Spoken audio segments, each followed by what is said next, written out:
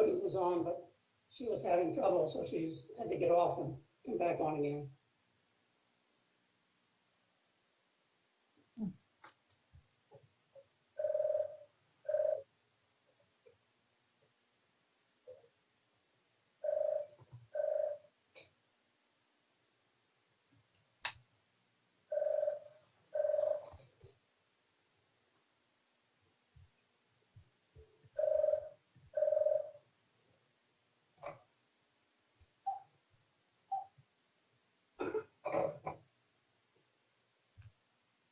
There's Pierre. Hello. Hey, Lena, good to see you again. Hi, I know. We were in a meeting this morning, meeting this afternoon. I know. It's my day of meetings. Yeah. It's funny, the day is like everybody's schedule. There's so many meetings overlapping, but Yeah. maybe I don't know why everybody thinks the 23rd is the best date for everything. There's even an SOS meeting later this afternoon too.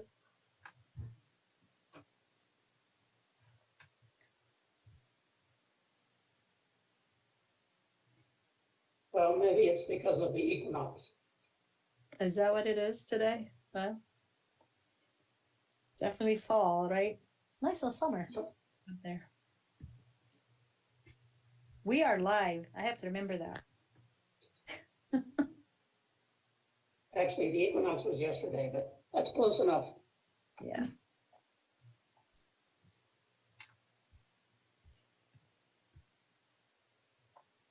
Okay, where's all the board members here?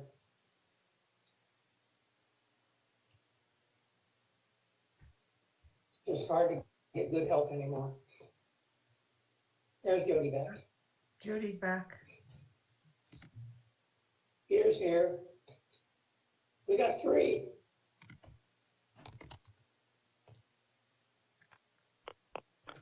Hello? George made it. Yeah.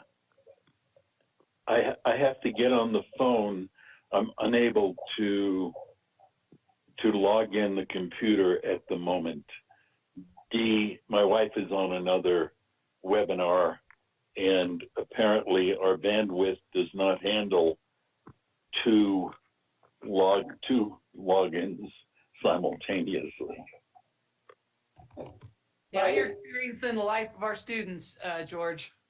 Right. Yeah. Well, we hear you, and you'll be here and after recognized as caller 01. Jackie, you're coming in not very clearly, and I don't know if that's my phone or what. I hear Becky very clearly.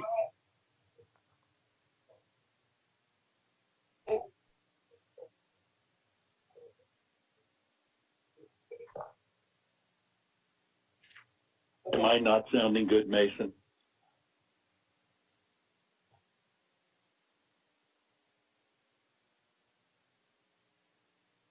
Oh, have to get a new computer, huh?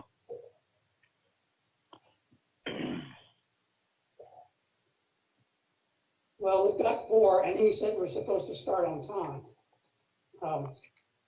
So let's get going. We have a quorum. And let me call this meeting to order at 1:04. Welcome, board members and Dr. Rowley and those tuning in to our regular meeting of September 23rd, 2020. The agenda is in front of you. Do we have any comments or changes to the agenda? Looks good to me. Looks good. Well, a motion is in order. So moved. Second.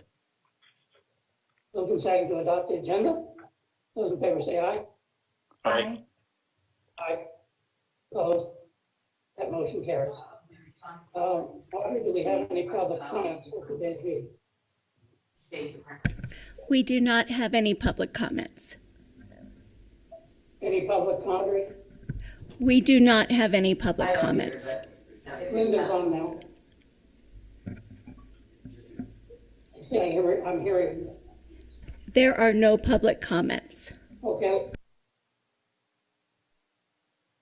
All right, thank you. Let's move to the report. The rally.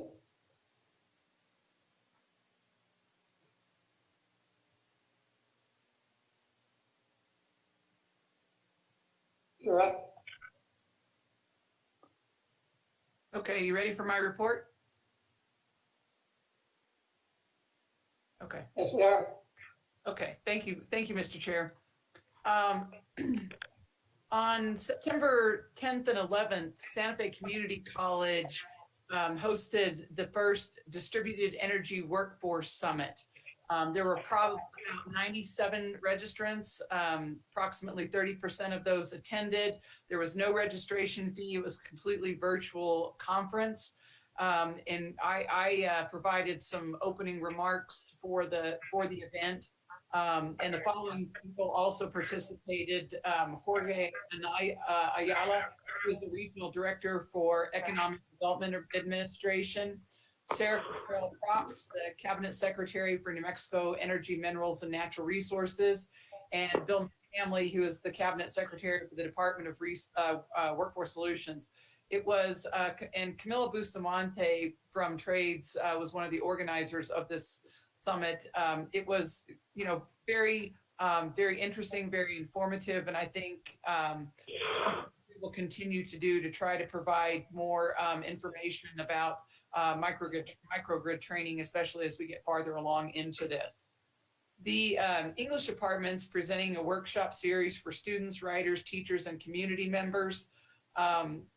This is supported through the Faculty Professional Development Fund. Faculty members Kate McCahill and Austin Eichelberger received the funding and attended the Association of Writers and Writing Programs Conference in March.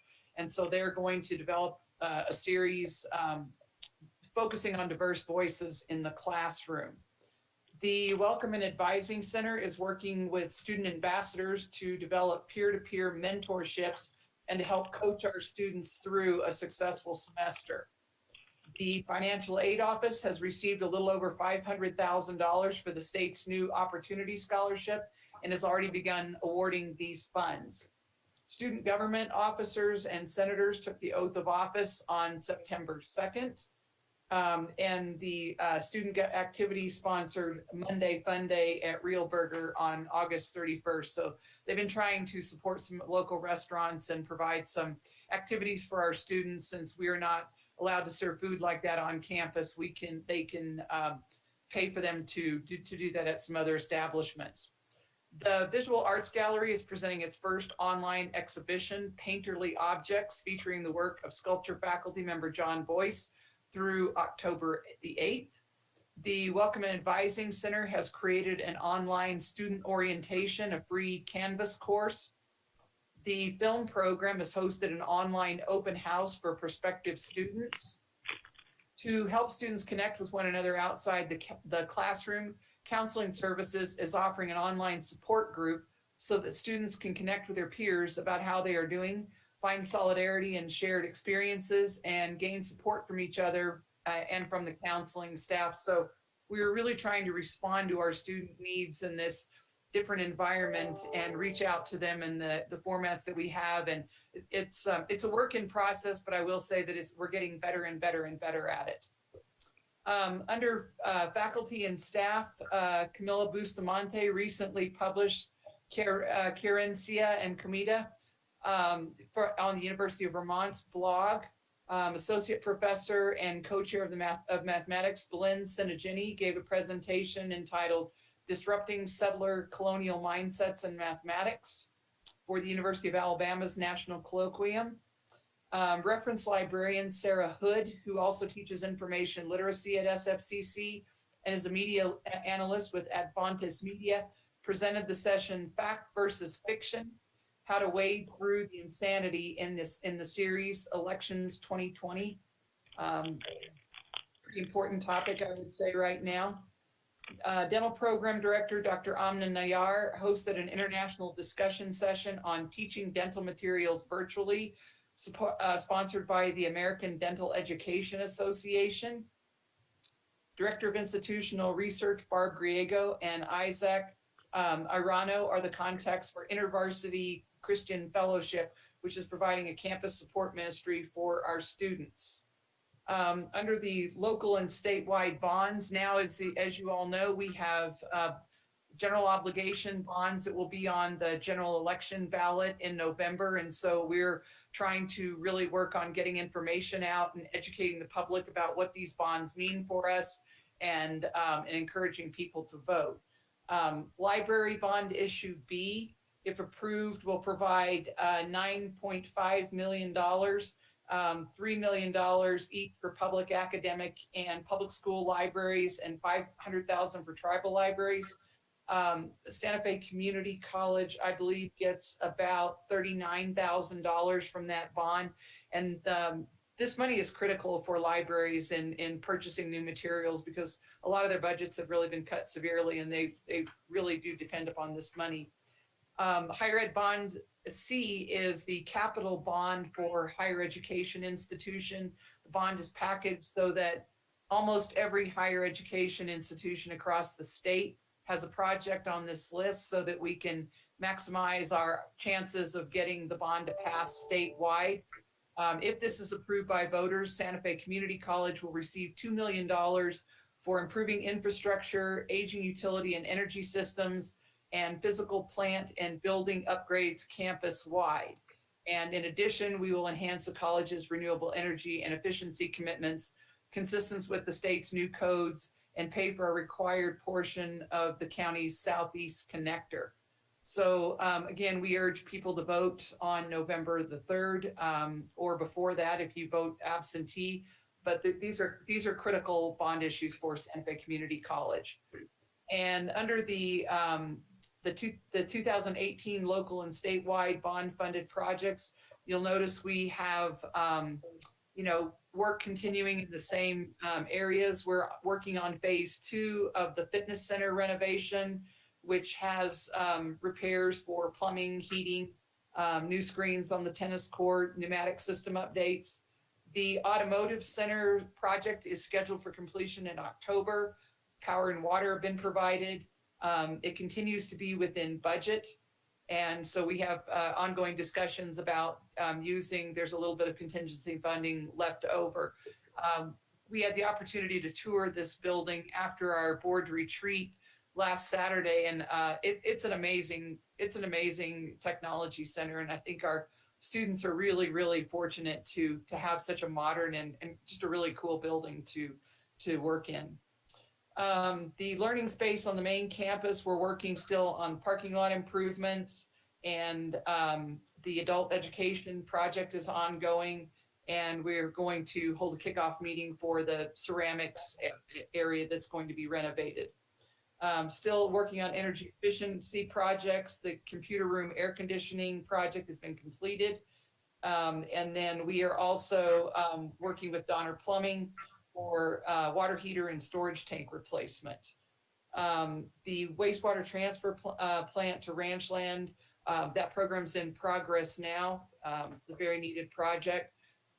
We're also still working on roofing upgrades. The performance contract agreement, the contract was completed in July. And this was partially funded by 2018 GOB. Santa Fe Community College and Siemens held the kickoff meeting. A construction schedule will follow, and the construction meetings will be scheduled. So hopefully now the work will begin, and we can really get going on this now that that horrible contracting period and working out the contract and the financing has been completed. And on the controlled environment agriculture's greenhouse, the staff met to review the site conditions for cold storage, and we're awaiting a quote on a concrete pad and electrical work. Under community engagement, I served as a panelist on for the Hills virtual Future of Education event. They gathered some national people to talk mostly about COVID challenges. I was a little bit worried at first that they thought I was from Florida, but I quickly found out that the guy who was the host used to work for Senator Bingham, and so he specifically chose Santa Fe Community College. It was kind of a nice attempt to get a little bit of a national exposure. Donna Shalala was the person on before me, so it was I was a little bit out of my league, I think, but it was kind of a fun event. The Continuing Education Office has posted its fall schedule and is offering kids stuff STEAM camps online. They're still offering the CE program is still offering a full slate of courses, and just shifting to an online environment. And some of our other courses are being held on site at different locations other than Santa Fe Community College, which is typically how we handle those. Skipping over to administration, the Office of Human Resources provided curbside flu shots for employees on September 18th, courtesy of Albertsons Pharmacy. My understanding is that this went really smoothly, and so people pulled up by the West Wing entrance. Paperwork was smooth, people got their shots, and so we hope to host future events like this so that we can help to provide flu shots for our students and employees and others in the community. We have spent Federal CARE Act funds to support our students' technology needs by providing loans to students for more laptops and Wi-Fi hotspots, as well as installing cameras for faculty who are teaching online courses. We've updated the SFCC CARES COVID-19 readiness plan. We moved into phase 1 with the beginning of the fall semester. The plan is updated. I can't tell you exactly which day it's updated. It's updated all the time. I noticed that there's been another change to the travel regulations, which we will have updated quickly. Colorado is now on the bad list again, so people have to quarantine if they go to Colorado. So we have to keep changing those things in our plan as the governor's orders change. We've created an online site with information related to positive COVID-19 tests at SFCC, posted on SFCC COVID-19 reportings. We continue to encourage our campus community and the community at large to complete the census.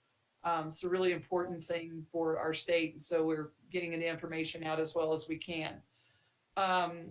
The statewide, the New Mexico Community College ERP project is also continuing on.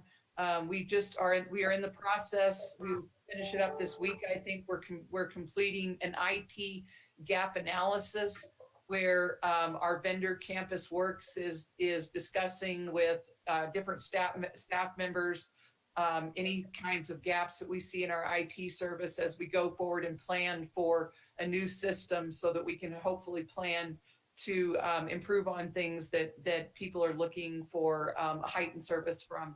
And this includes all areas of the campus that use the ERP system, so financial aid, admissions, finance, and advancement. We are also working on the governance of the new ERP project. That will probably be a special subgroup within the New Mexico Independent Community Colleges. Not all colleges are participating in this project, so the colleges who are participating are going to form a separate subgroup where we will be we will possibly form a separate nonprofit, but we haven't decided that. It kind of depends upon how many people sign on right now. But in any event, the thinking is that this project has always been designed so that colleges could opt in at a later date if their financing improved at a certain point, or they just saw more need to join the project later on.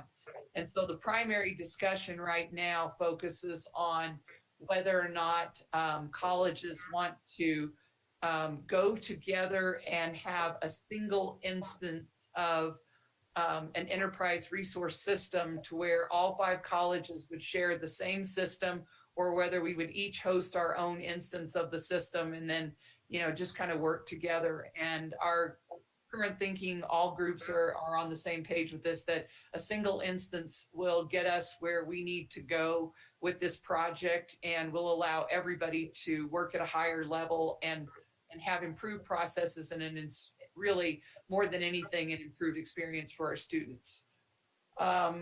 The Midtown project is, we've had one update meeting, but no real action.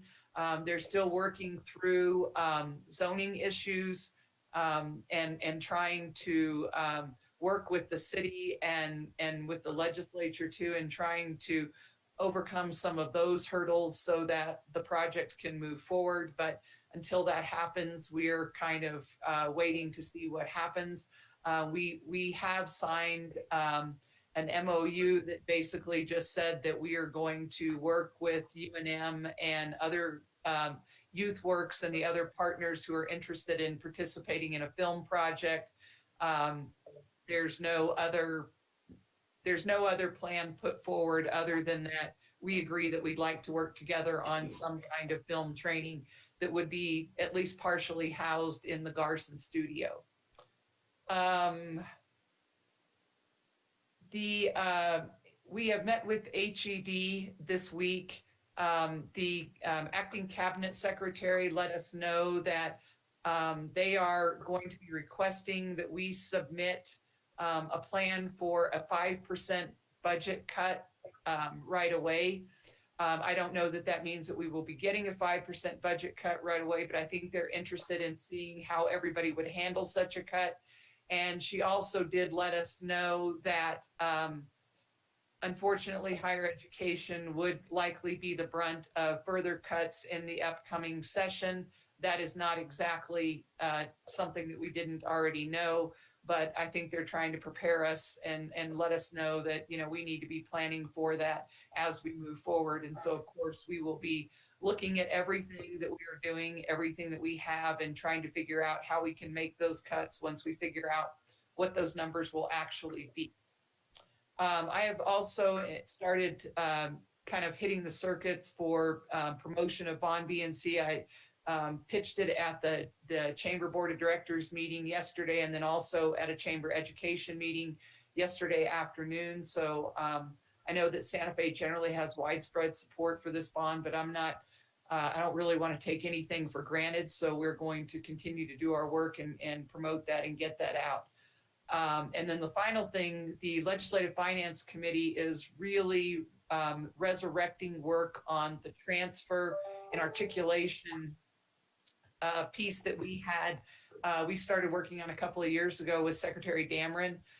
Their Representative Lundstrom raised serious concerns about whether or not transfer was actually working between the 2-year and the 4-year sectors. So we are looking at all of our transfer data, and hopefully this will be an opportunity for us to address some areas where transfer doesn't always work as well as we would like for it to. So we'll keep you posted on how that's working, and I'm sure that there will certainly be more conversation about that once the legislature resumes in January. And with that, Mr. Chair, that is my report, and I would be happy to answer any questions. Questions or comments? No, if not, thank you, Dr. Rowley. Let's move on to the enrollment report.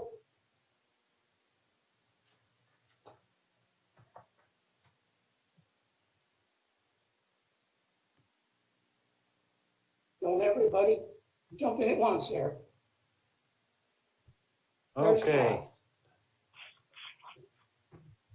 There's this beautiful moment of panic that sets in between the time of being called on and having to hit all the unmute buttons and video buttons and minimize this and close that. So, Mr. Chair, thank you for having us.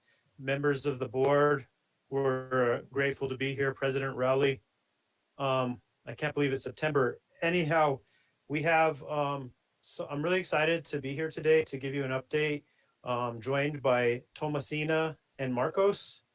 And the first thing I just wanted to start off by mentioning is that we had I think, a very fruitful conversation during the board retreat, which any member of the public can go onto our SFCC NM YouTube channel. Just Google SFCC YouTube and you will find an archive of board meetings. You can see that. And so thank you for that conversation. You had some questions from that. So our hope is to address a few of those questions. And so you know, at the board retreat, I was just one person. I've come equipped with a cadre of professionals in Tomasina and Marcos now. And so I hope that we can answer any questions you have. And so I'd like to I'd just like to pass it on to Tomasina to start us off. So thank you so much. Thanks, Todd. Hello, everyone. Thank you so much for having us this afternoon. Mason, if I could drive, I have a slideshow I'd like to share. I appreciate that. What we thought we'd do today, if with your permission, is go ahead and share some information regarding the questions that you had with respect to our outreach initiatives. And I think hopefully this button will work and let us start it from the beginning. There we go. Wonderful. So we'll want to go ahead and talk a little bit about outreach efforts that we've had this summer, fall, and spring semester, but I really want to emphasize that what we have been doing these past few weeks is nothing short of what we've been doing since last fall semester. So these are not one-off opportunities. These are things that we've not only been able to do, but have been enhanced as we have grown and have really discussed with our colleagues across campus. I've really wanted to touch on our actual touch points from beginning to end, if you will, in the sense of all the way through graduation and possibly career. Our first area, or our first touch point, would be with our prospective degree and non-degree seeking students. What we have done is created a very general automated email that goes out to all students who apply to the college. Some emails are responded to in the sense that they have been congratulated upon for being admitted, and others are, you are requiring some additional information. So those are just general emails that go out to them. But then we send out more of a specific email and follow up with telephone calls and text messages to these two different categories: students who have applied but are not admitted, and students who have admitted but not enrolled. And so you can imagine the conversations that are had with these individuals when we contact them. These students range all the way from our our dual credit students, which Marcos will talk about in just a few minutes, all the way to our students who are joining us to take a more professional development or enhanced course for their own choice. Excuse me. Financial aid has really enhanced their outreach efforts to our students. There's a list of what we've done for all of these different populations. But I really think what speaks volumes to the type of outreach that we've done is that this semester, even though that we're down on our overall enrollments, we've actually had an increase of students who have been awarded federal financial assistance. Actually, we've had an increase of 113 more students this year compared to last year, last fall semester. And I believe that a lot of that is in part due to what they have actually been doing in their outreach efforts. In addition to that, we've had an increase in those who have been awarded scholarships, those who have applied, and those who have been awarded scholarships. Some of our additional outreach are going to be not just now for fall semester, but starting October 1, students can apply for their financial assistance for next academic year.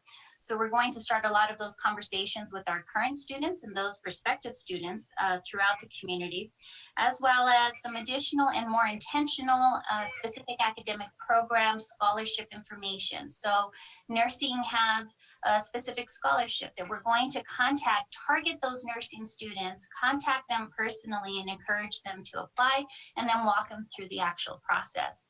So a lot of our conversations are not just about information. We help guide our students all the way through their questions on how to and follow up of whether they've been awarded or not, and if not, what their other options are.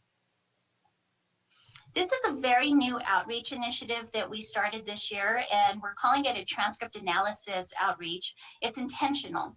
And what has happened is that we have seen students who have applied to our college, they send us their transcripts, but they haven't enrolled yet. They've been admitted, they haven't enrolled, and we really feel that these are students who kind of are like on the cusp of trying to figure out what their next step should be, where they should go. They're trying to figure out the process. And so our registrar has actually reviewed each and every one of those transcripts for our students. And I believe it was well over 300 from May all the way through August, and has contacted these students individually by email and telephone call.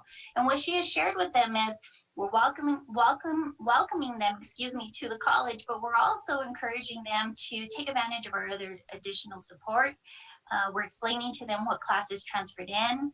We're explaining to them how that meets their expectation of a program that they might be interested in, and then what their next steps would be with regards to becoming a matriculated student.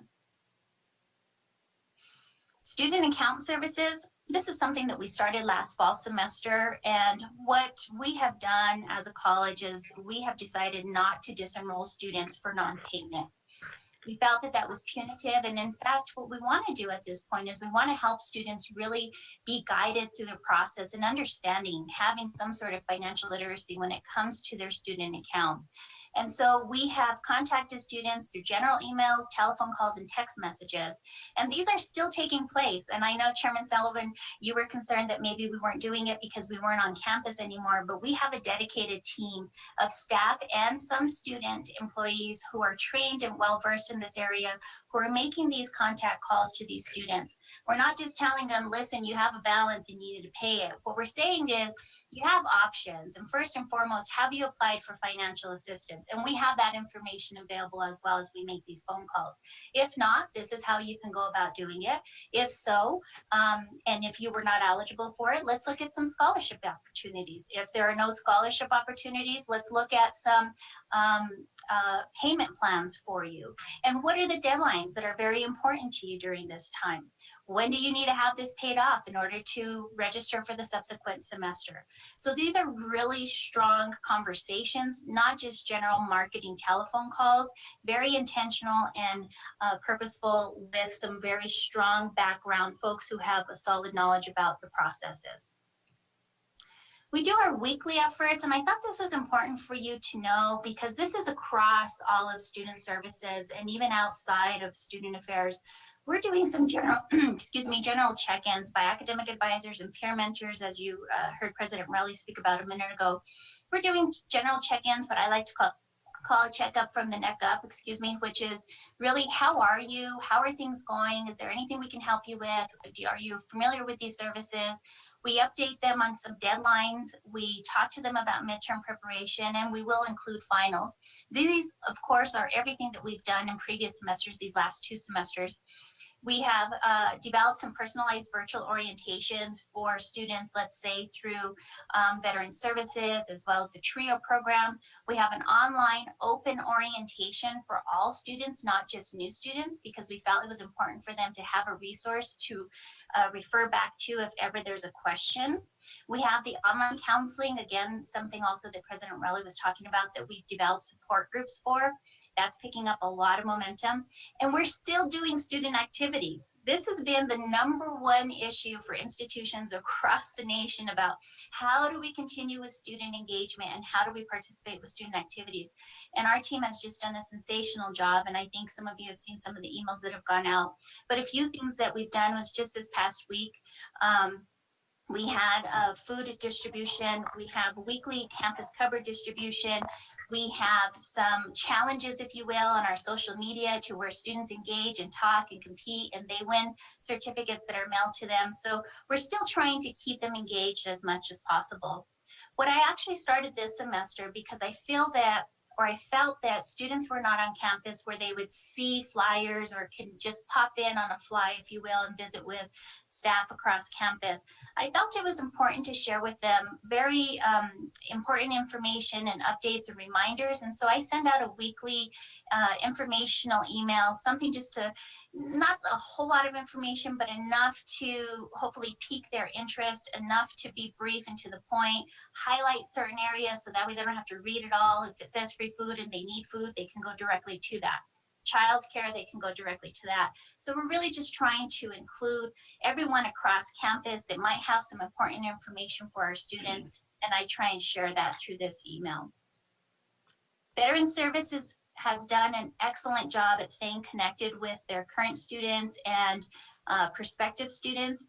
They too have developed the mentorship program that we talked about a moment ago, and that started this semester. They had something that was similar in previous semesters, but this year we have a specific student who's contacting these students and talking to them not just about internal services, but because this population has access to some very specified external services such as housing, counseling, and disability services. They are contacting them and keeping in close connection with them about those types of services. They're also providing some recruitment opportunities with the ROTC and National Guard via Zoom and one-to-ones electronically, either through MS Teams or another mode such as GoToMeetings. A couple of the 2021 recruitment and retention efforts, and this is not all of them, but these are a few, and then Marcos will talk about a lot of the other ones that are happening. We've already opened our admissions application. Typically, the admissions application is not open until about a week before the semester starts, and we changed that. In fact, we've changed that starting in the fall semester for spring 2020. And so now we're going to really be cognizant of having 2 to 3 semesters of admissions applications open at one time. And let us be reminded that the admissions application can be completed online. We've simplified the process. We've tried to have as fewer clicks, if you will, as possible for our students or prospective students. So we're really hoping that that will get them excited to complete their application. We'll be reaching out to all the students who have applied and been admitted or not. We'll personally call them as appropriate. What I mean by that is that it's not just a one call for everyone. We really open up their file, take a look at it, and have these conversations with them. And then we help guide them and direct them to the next step. So we're really trying to break down those barriers, break down the assumption that they understand what the next step is, and we really want to help them with that process. We've also contacted or will contact all the admitted students for fall who were not enrolled for fall for whatever reason. We already did that once just to see where they were at, but we're going to follow up with them and see if they want us to push, and I'm doing air quotes as push their application, admissions application into the spring semester. Let us be reminded that all applications for those who have been admitted are actually very valid for 5 years, for up to 5 years. 1 year for sure if they've been enrolled, but up to 5 years where we can still keep and pull down their information if necessary. All enrolled students for fall will be emailed and called and texted through a number of different contacts for the spring enrollment. So we'll really be doing a strong push for that. We work very closely with all of our academic advisors and several faculty who are working closely with students as well to really help them negotiate or navigate, through that particular process. That is my particular report, and I can stand for questions now, or we can wait until after Marcos presents his next few slides. Well, I would just like to say what a thorough and comprehensive range of activities that you and the team of people are doing to keep students coming to the college. That's incredible. And let me ask one general question. Is there anything that you have learned about different problems or issues during this COVID-19 period about students and student needs? Is there something that you're doing differently, or you want to do differently, or you see a need for? Thank you for that question, Member Gamble. That's an open-ended, I think, type of question, because Right. What we definitely have learned is that there is not one service or one response that fits everybody. And I am very fortunate to work with some excellent colleagues, not only in student affairs, but across campus, who are very compassionate. And we are very gentle in our responses and in preparing a response for a student, because we know that that student is maybe not focusing on school at that moment that they are asking that question. And what that means is that these students, our students today, have so much more on their plate than a typical student maybe 10 years ago. And we are really trying to be very careful in not only in our responses, but in making sure that there's equity in what we're saying, because not all students have the same access and services to the needs that they are experiencing today. We assumed, I think at one point, and when I say we, I'm gonna say I assumed maybe at one point when we go to online, this will be great. It'll have access for everyone. But quickly we were reminded that not everybody had access to a laptop, to the internet, to a safe place, to a quiet place. We quickly learned that students were taking care of not only themselves, but perhaps their children, their parents, and their grandparents. And so when we really take a look at who our student is today, it's not just one kind of student. They're all over. And as we go deeper into the semester and they're dealing more with academics and trying to balance that, there's some other really heavy issues that they're dealing with that all we can do is be there for them and listen to them. And one thing I think that our message has really been, and I hate to go on and on about this because there's just so much, but one message that we have certainly shared with them is not to feel badly if they cannot continue this semester. Do not feel badly if you find yourself in a position to where perhaps you need to wait a semester, whether you started and you have to get out, or whether you couldn't start at all, because we've been here a very long time and we're not going anywhere. And we will be ready for them when they are ready to return to us. And so, and also in keeping in that conversation that we don't want to exclude them from being engaged or involved. So we continue to keep in contact with them to the best of our ability, whether it's through a newsletter or a brief email or a conversation. But my team has done a sensational job at really just trying to keep that connection together. That's fantastic. One final note. I noted recently that UNM's Mentoring Institute is going on sometime this fall. And I wonder if that information has been shared with faculty in particular to encourage them to sharpen their mentoring skills. And I don't know, I think there is a charge for that. And I don't know if there's any money for that any place, but I suppose initially the idea would be that they should certainly be aware of that institute so they can decide. Thank you for that, Member Gamble. I have not received the email yet, but I'll reach out to my colleagues at UNM and then I'll share it across campus. Great. For sure. Thank you very much. Thank you. Marcos, would you like for me to drive for you? Sullivan? Oh, I'm sorry. That's okay. I have a couple questions, Tom. First, I just want to echo what George said. Can you all hear me? Yes. Yes, I can. Okay. I just want to echo. Great. I want to echo what George said in terms of thank you for all this work. I know how challenging it can be to do email, phone, and text. So, which leads me to my next question of, because that is a challenging project, it's very time consuming and return on investment isn't always what we expect for it to be. So I'm curious, are there data available in terms of the success of those initiatives? So how many students are you reaching by email to show that it's actually working? Because I think it's great to hear that all of this is going on. I just really want to understand the impact. I appreciate that, Member Quintana. Thank you very much. So we are collecting the data right now from the summer and fall, but what I can share from the previous spring and fall semester, an example of our outreach phone calls for financial services. I believe the calculation of that was that more than half of the students had been reached.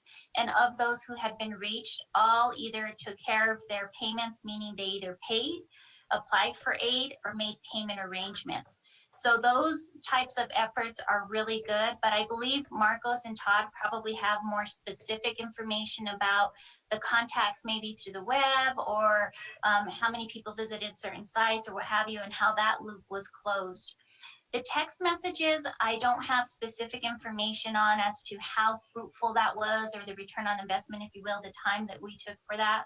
But what I will share with you, Member Quintana, is that the ones who we talk to, it's powerful. The students who we don't speak to, it's okay, because we know that we've left a message, that we show that we care, that we are available, that we're there. So if they don't respond at that moment, they feel more comfortable and confident in responding at a future time if necessary. But that whole statistic analysis, I can get you more information on that, maybe for the next meeting, or send it to you via email. But it has been very fruitful, very promising, and very responsive. What we're working on right now, I think you would appreciate this, is not everybody gives us their right information. So not everyone gives us their right phone numbers. And that's okay. We won't take that personal, and we won't stop trying. And not everybody reads their emails. We've learned that not everyone's reading their SFCC emails. Why wouldn't they? We don't know for sure, but we are sending the message that that is our official means of communication. And so it takes some time to build, and this is the transformation that we're seeing. We really started pushing this more heavily, I think, last fall semester. My colleagues before I had done many things before I came, and we continued on that push, and we're really starting to see that transition turn into a transformation of a response, a role, a responsibility that they have to read these emails. So it's happening. We're getting there. If we can, if you can put this on your agenda for, or I guess if you can include this at the next board meeting to show us the outcome of some of these outreach efforts, that would be really helpful. I also think not just for us, but I think both current students and community members are interested in knowing what are we doing, but not just what are we doing, but what are the outcomes of what it is that we're doing. So that would be really great. And then I have one other question about the transcript analyses that you mentioned the registrar is doing. So in the past, and it sounds like this may have changed, so I just want to get clarity. SFCC didn't always transfer in all the courses that were transferable. And so oftentimes students didn't know that there were 5 courses on their transcript from UNM that didn't come over to SFCC, but could have come over. Has that practice changed? And is that part of the new analyses that the registrar's office is doing? And if so, I guess, what are you seeing there in terms of the response from prospective transfer students? Thank you again for that question, Member Kitana. I can't speak to what the change has been because I'm not familiar enough with what had been done in the past, but what I can share with you at this time, that there is a more intentional review of the transcript, and immediately what the registrar views as transferable, that is what is brought into their student account, if you will. What is very compelling is the conversation that is had between the registrar and the prospective student. And that once she has that conversation with them, there's a dialogue that occurs where questions are asked, well, what about this class and why not that one? It doesn't mean that they're never going to be transferred in. What it means is that it starts that dialogue, and that the registrar will follow up with either the faculty advisor, faculty member, dean, whomever she deems appropriate to follow up with. And then they continue the conversation with the student. So it's really connecting that strong network between all of them. So in the beginning, the registrar brings in 100% of what should be brought in and what has been approved to be brought in before. That's that whole transfer analysis that President Rowley was talking about before. We're working on automating that process as well. But then that follow-up conversation with those questions about, well, could this be used or could that one be used? And I think that's where we're really empowering the students to self-advocate, learn the process, learn the navigation, and whom they should speak with next. So I don't know if it's new compared to what had been done in the past, but I know what is new is the outreach initiative that the registrar is actually taking and having that more personalized conversation with prospective students. Yeah, that sounds to be new, but the process seems to be the same. And oftentimes I think that's where the student feels stuck because they don't know how to advocate for themselves many times. So hopefully that outreach will work. I think I would like to see the day when we're transferring in the coursework that should be transferred in so that the student isn't having to ask, well, what about those other 2 courses that were on my transcript but didn't come over because maybe it didn't fit the major they had declared at the time, for example. I do know it has other financial aid implications for all those credits to come over with maximum timeframes, so we have to be careful there. But I do know that it causes students to end up taking more time to degree and also more time for them, or it's more expensive because they're repeating courses. And so this goes back to the LFC question about transfer and articulation. Is transfers not working? And these are some of the barriers that prevent it from working. So that's just putting that out there is something that I think we really need to stay on top of. And I'm really glad to hear that the registrar is working on that. Remember, Quintana, if I can, just real quickly, the courses these are typically out-of-state courses that we're seeing that are not easily or seamlessly transferring in. And so that's where there's some question that we want to make sure that there's that academic quality, if you will, in the review from the faculty perspective. So that's not incumbent upon the registrar to make that decision. And that's where we're empowering the student to not be stuck and have that barrier and really have that dialogue with the right people. So she's been connecting them appropriately as needed. But the outcome has been very positive in that just knowing and having that information that these classes did come in and I'm ready to go to the next step is what I think has encouraged the student to take that next step. Great, thank you. Any other questions for Thomasina before we hear from the rest of the report? And for the board members, we will now have an examination. And the question is, what is the picture shown on Thomasina's PowerPoint? It's on your screen now. From where does that come? That is the ceiling of Board Member Sullivan, Chair Sullivan, that is the ceiling of the fitness center. This is board members' questions. Oh, I'm so sorry. You blew it. You blew my exam. Oh, I'm just eager to talk, Chair Sullivan. All right, go on to the next report.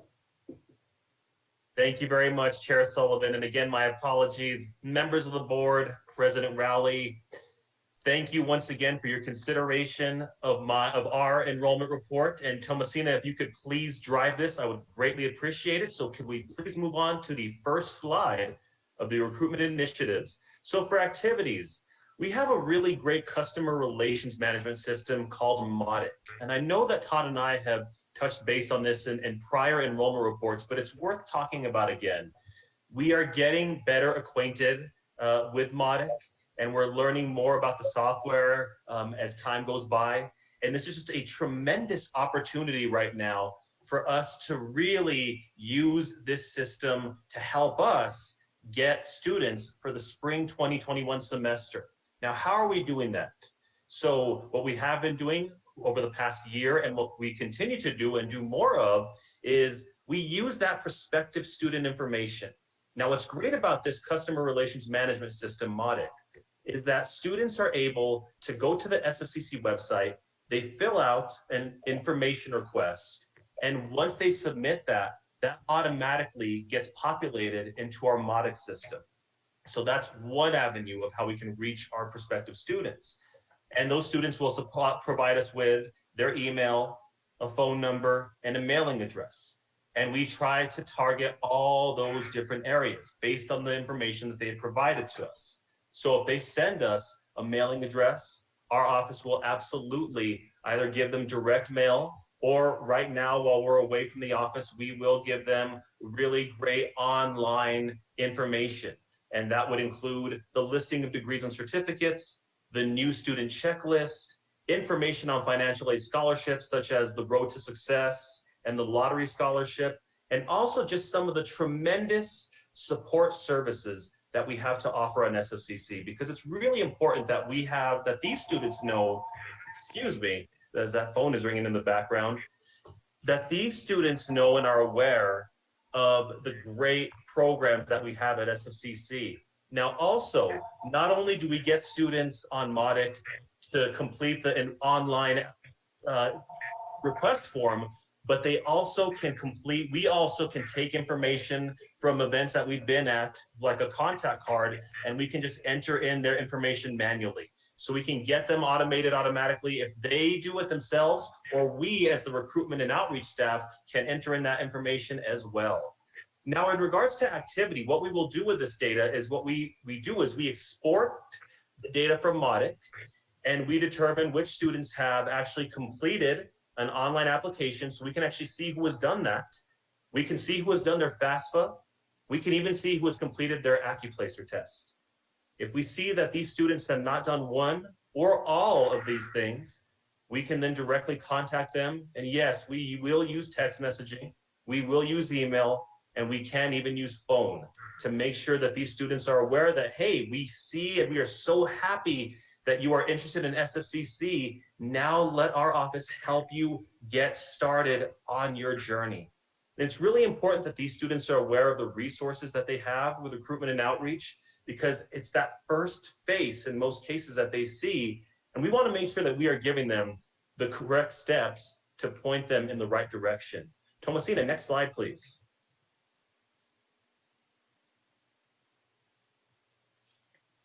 Now, one-on-one contact. So beginning in summer 2020, recruitment and dual credit staff implemented an online appointment system. And Thomasina had actually touched base on this as well. And this was kind of like a really just special collaborative effort. So we actually reached out to a lot of the same students. And a lot of these students that we reached out to as well were those students who had applied but had not registered, who had completed a FAFSA, sent to SFCC, but for whatever reason did not register. And initially we had sent out a text blast to these students, inviting them to speak to us, congratulating them that they have already completed their application and their FAFSA. And all they had to do was click on our appointment link that we launched in the summer of 2020, and they could just make an appointment with either myself or my student admissions counselor, Daniela Gurale. The response was very positive. We had over close to 90 prospective students reach out to us and set up an appointment. Now, what this did was we were able to speak to each of these students individually, one-on-one, face-to-face, virtually, or over the phone. And especially right now during these challenging times, it's just so important to be able to have that opportunity to touch base with those students in that way. And we were able to say, okay, great, you've done your application, how can we help you? And based on what they tell us what their needs are, that's how we know where to guide them. So when we would talk to these students, they would then be directed to an advisor, or to the Welcome and Advising Center in the admissions, or to another department. But we were able to be that first face to get in front of that, to ensure that not only were these students going to the right places, but we were also wanting to help advising, for example, with students who, if they didn't really know what they wanted to do, they could start with us. And just to save the advisors time and make their lives a little bit easier, the students will have a better idea of what they want to do by the time they make those very important appointments with academic advising. Also, because this was so successful, we will continue to implement these recruitment and outreach bookings through our Modic system, and just invite anybody, even our high school partners or anybody, to participate and meet with us, because the again, the feedback was really, really positive. And this is something that we will continue to do even when we are back on campus, whenever that may be, because this is a great tool for folks who maybe they're working all day and they just don't have time to come to college, to the SFCC campus to visit us. Then we can still have these virtual sessions with them and these great just one-on-one face-to-face communications to get them started. Also, the students identified via Modic and other avenues, they will be invited to meet with us via one-on-one. Next slide, please. We are also planning on hosting 2 spring registration information sessions. We want to get them early, so we're going to do one around the time of when registration begins. So we'll do one in November. And then we're going to get them again when they start registering late for those people that are registering at the last minute.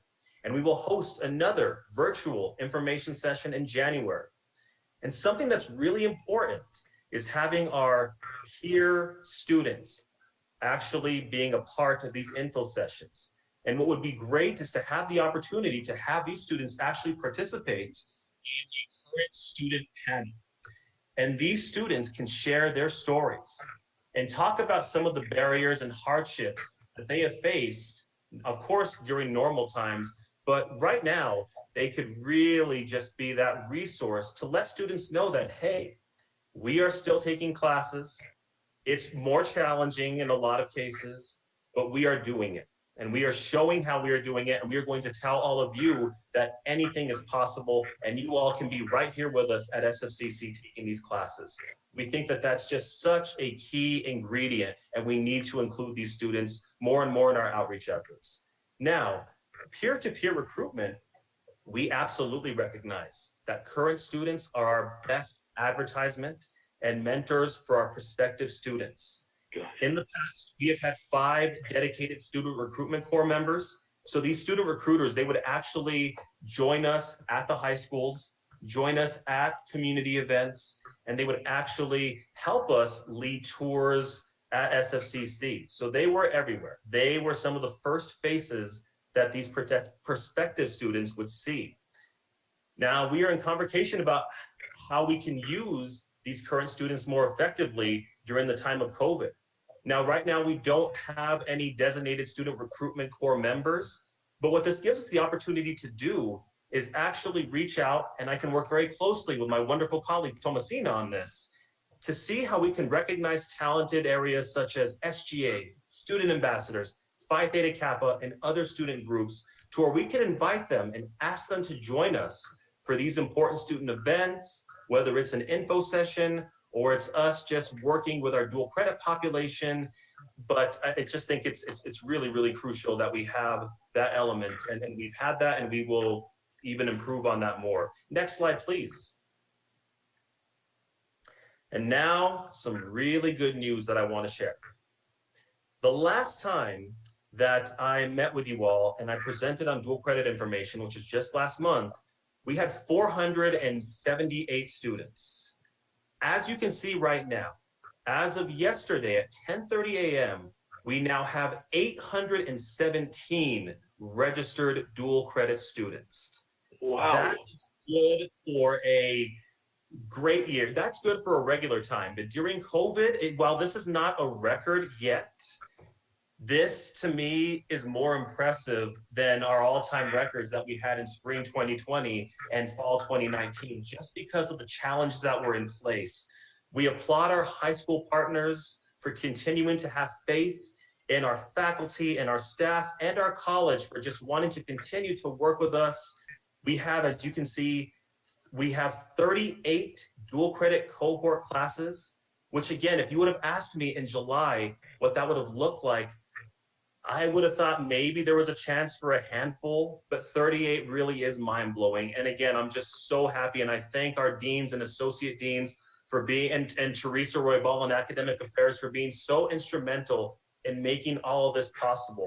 And as you can see, those cohort classes are taking place virtually at Capitol High School, early college opportunities, Monte del Sol, New Mexico School for the Arts, Santa Fe High School, Tierra Encantada Charter School, and of course the master's program.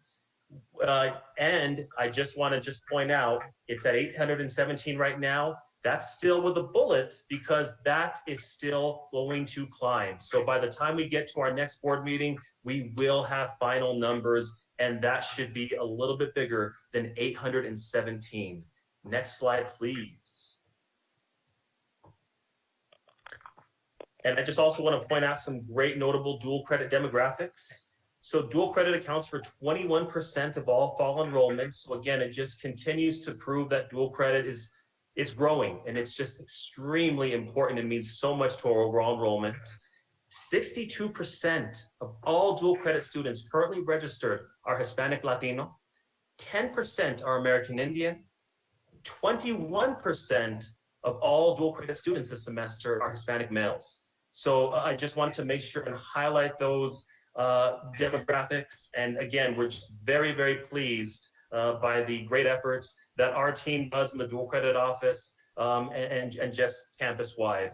And I am open to any questions, Mr. Chair Sullivan, from any of the members of the board. Thank you so much. Thank you. Are there any questions? And we're going to go through the regular enrollment report. Chairman, so I have one question. Go ahead, Jody. Yeah, thank you. That was a great report. You had Santa Fe Indian School on the list, but you didn't mention them. Are they participating too? Was that just My apologies. Thank you, Board Member Pugh. Chair Sullivan, yes, that's an error on my part. Santa Fe Indian School is a very valuable dual credit partner, and yes, they are also among the schools that are taking cohort classes. In fact, we have close to 100 Santa Fe Indian School students registered for dual credit this semester. Oh, that's awesome. Thank you. Thank you. Yeah, this is George.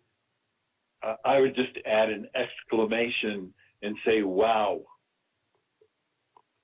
You really, again, you recruitment people are doing just all kinds of wonderful things. Thank you, Board Member Gamble. Okay, and who's going to be doing the enrollment report? The one that's on the agenda. Chair Sullivan, Okay, Thomasina. you go ahead, Thomasina. Thank you. So there was a very detailed enrollment report that was provided for you all during Saturday's meeting. But what I'll share with you this morning is that as of our enrollments this morning compared to end of term last fall semester, our credit hours are down only by 21.5%. Our head count from this, where we're at today, to end of term last fall semester is about a decrease of about 28%. So as Marcos has indicated, those numbers will continue to fluctuate just given some of the dual credit numbers that are coming in, as well as our 8-week courses that students will start to registering for, that will start now in October. So we're holding strong. I think the projection of us being down 30% for credit hours, we've done, I think, significant work, and I'm very happy to see that we're holding on very strongly right now. Of course, I think all of us would like to be in a different place, but I'm very proud of the work that our team and I and our students are committed and trusting us to come to our school. And Thomasina, do you have a visual of that? I'm sorry, do I have a what, Chair Sullivan? A visual. A visual for? Of the agenda item of the enrollment report. Chairman Sullivan, I do not have, we did not create a PowerPoint, but there was one that was submitted by Kathleen Senna, our registrar, earlier this morning, and I could share that with the board right now if you'd like, with everyone.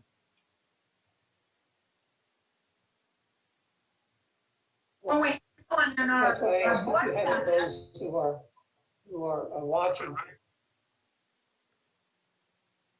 If not, you can tell those to go onto the agenda and then click on it. So, Chairman Sullivan, I believe that you all can see Do you want to back up? I don't don't know if it's my connection, but I believe I'm missing what you're saying, Chairman Sullivan, and I apologize, but I believe that you can see my screen right now, and this is the enrollment report that came out this morning that was sent to everyone on the board. We Yes, received that's- the that one, looks like- yeah, Looks this, like the report that's on the agenda. That's what I was asking for. Thomasina, this looks new. The one that we received started with September 11th. So if you want to, Chair Sullivan, if it's okay with you, if she could talk about this one, that would be helpful because it looks like the numbers are slightly up in this report compared to the one we received. I think that'd be useful. Thank you, Member Quintana and Chairman Sullivan. This report just came out this morning from Kathleen Senna, our registrar, so you all may not have had a chance to review it. You'll see that this top section here is a comparison of day to day almost. So September 18th, 2019 to September 23rd, 2020. Head count at that point, we are down about 27%. Credit hours about 21%, and that was day to day.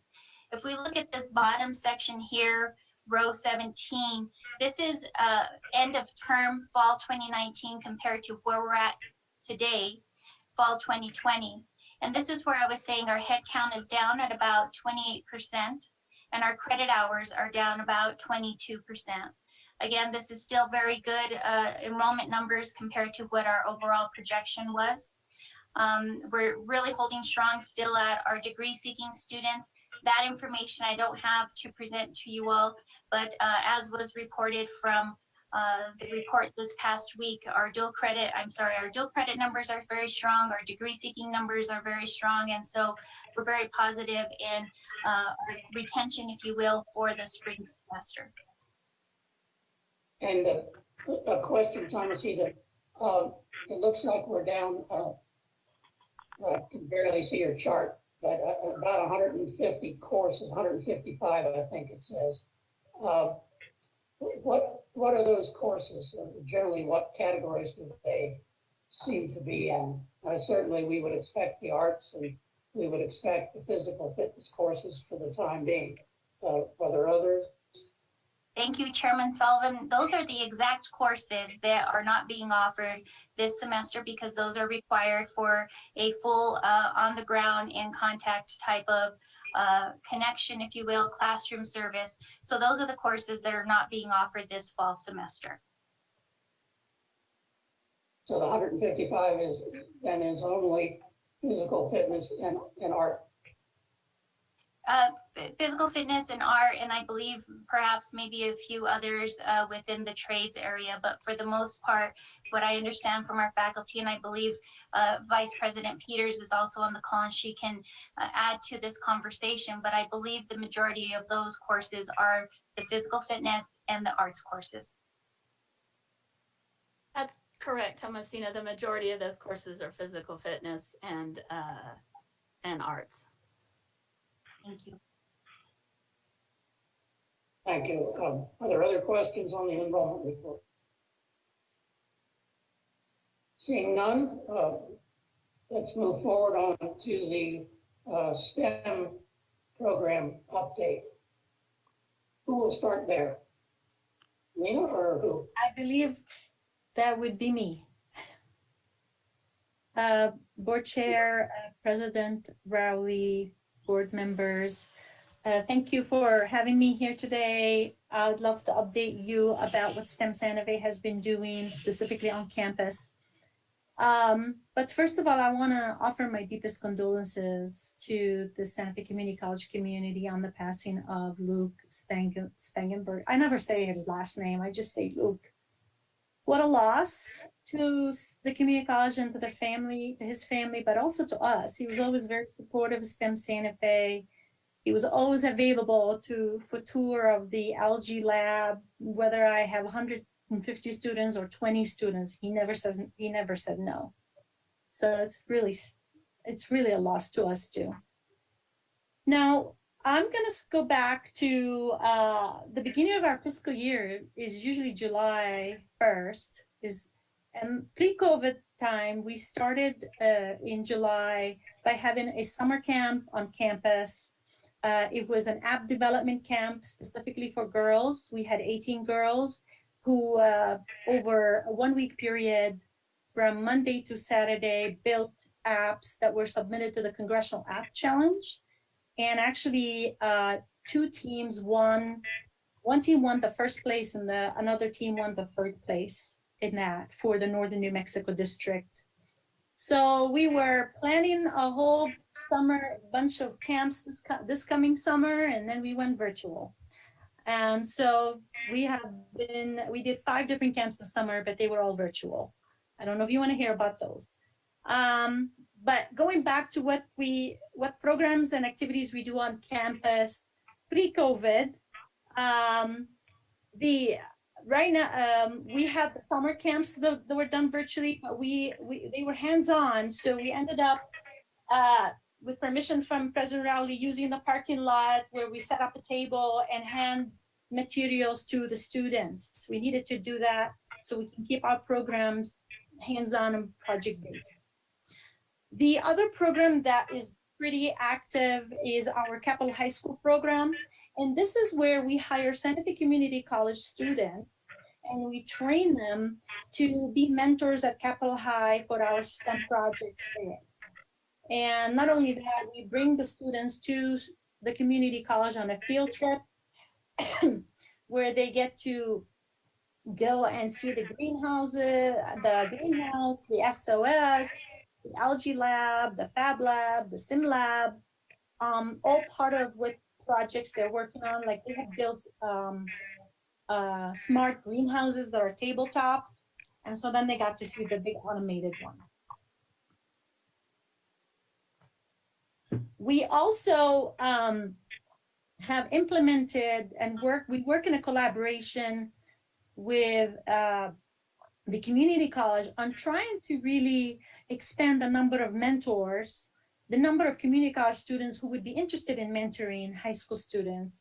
And there has been some attempts to incorporate some curriculum within the ambassador program as I try to find more community college students interested in STEM and interested in mentoring. So that pool is very small and we're trying to grow it. The other program, the big one that you all most of you are familiar with, is our Girls STEM Pathways for Girls program. That's the one that usually starts with this big, huge conference on campus. We had it in October 2019. We had 146 girls attend that. Those are usually girls who are 5th to 8th grade, so 10 to 14-year-olds, and it brings so much energy to campus on a Saturday in October. And also it includes even more than 100 volunteers from the local community who come together to put on hands-on workshops for the girls.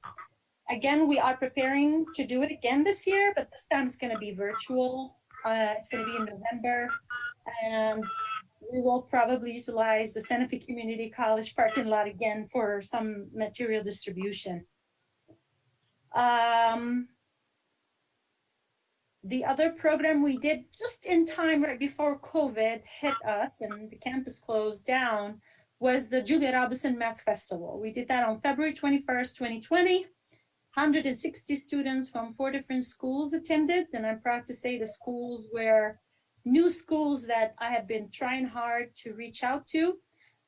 These are middle school students, 6th to 8th grade, boys and girls from El Camino Real Academy, Milagro, ATC, and Nina Otero. And it was very successful. And I'm happy to provide detailed summary reports on any of these programs if you'd like. In addition, STEM Santa Fe hosted 2 interns from Santa Fe Community College in the spring, and we're hosting one now in the fall through the PLOS program.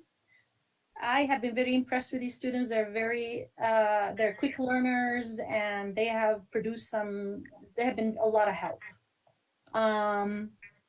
I personally involved with promoting STEM to the Santa Fe Community College students on campus through the SOS Advisory Committee, through working with the STEM Core Coordinator, trying to pull off a SACNAS Club, and all that is a little bit on hold, and it's starting to kind of come together soon.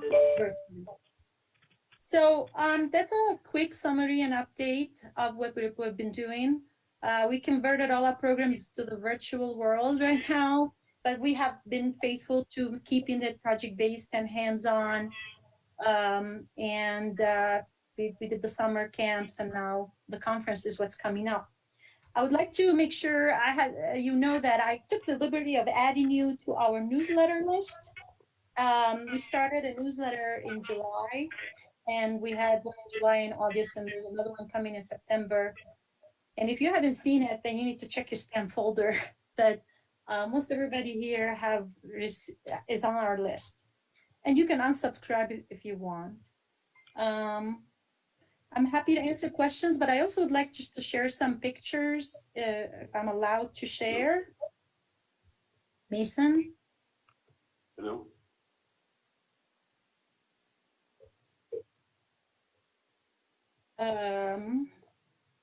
Okay.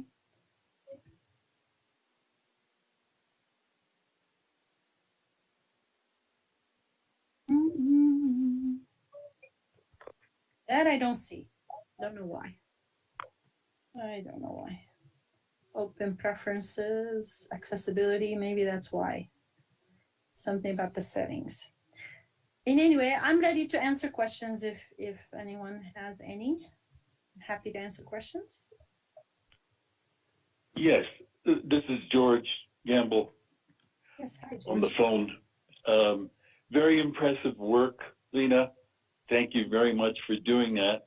My question is, once you get these students involved in one or another of the programs, do you maintain or build a database and continue with them? I mean, you've got students in elementary school.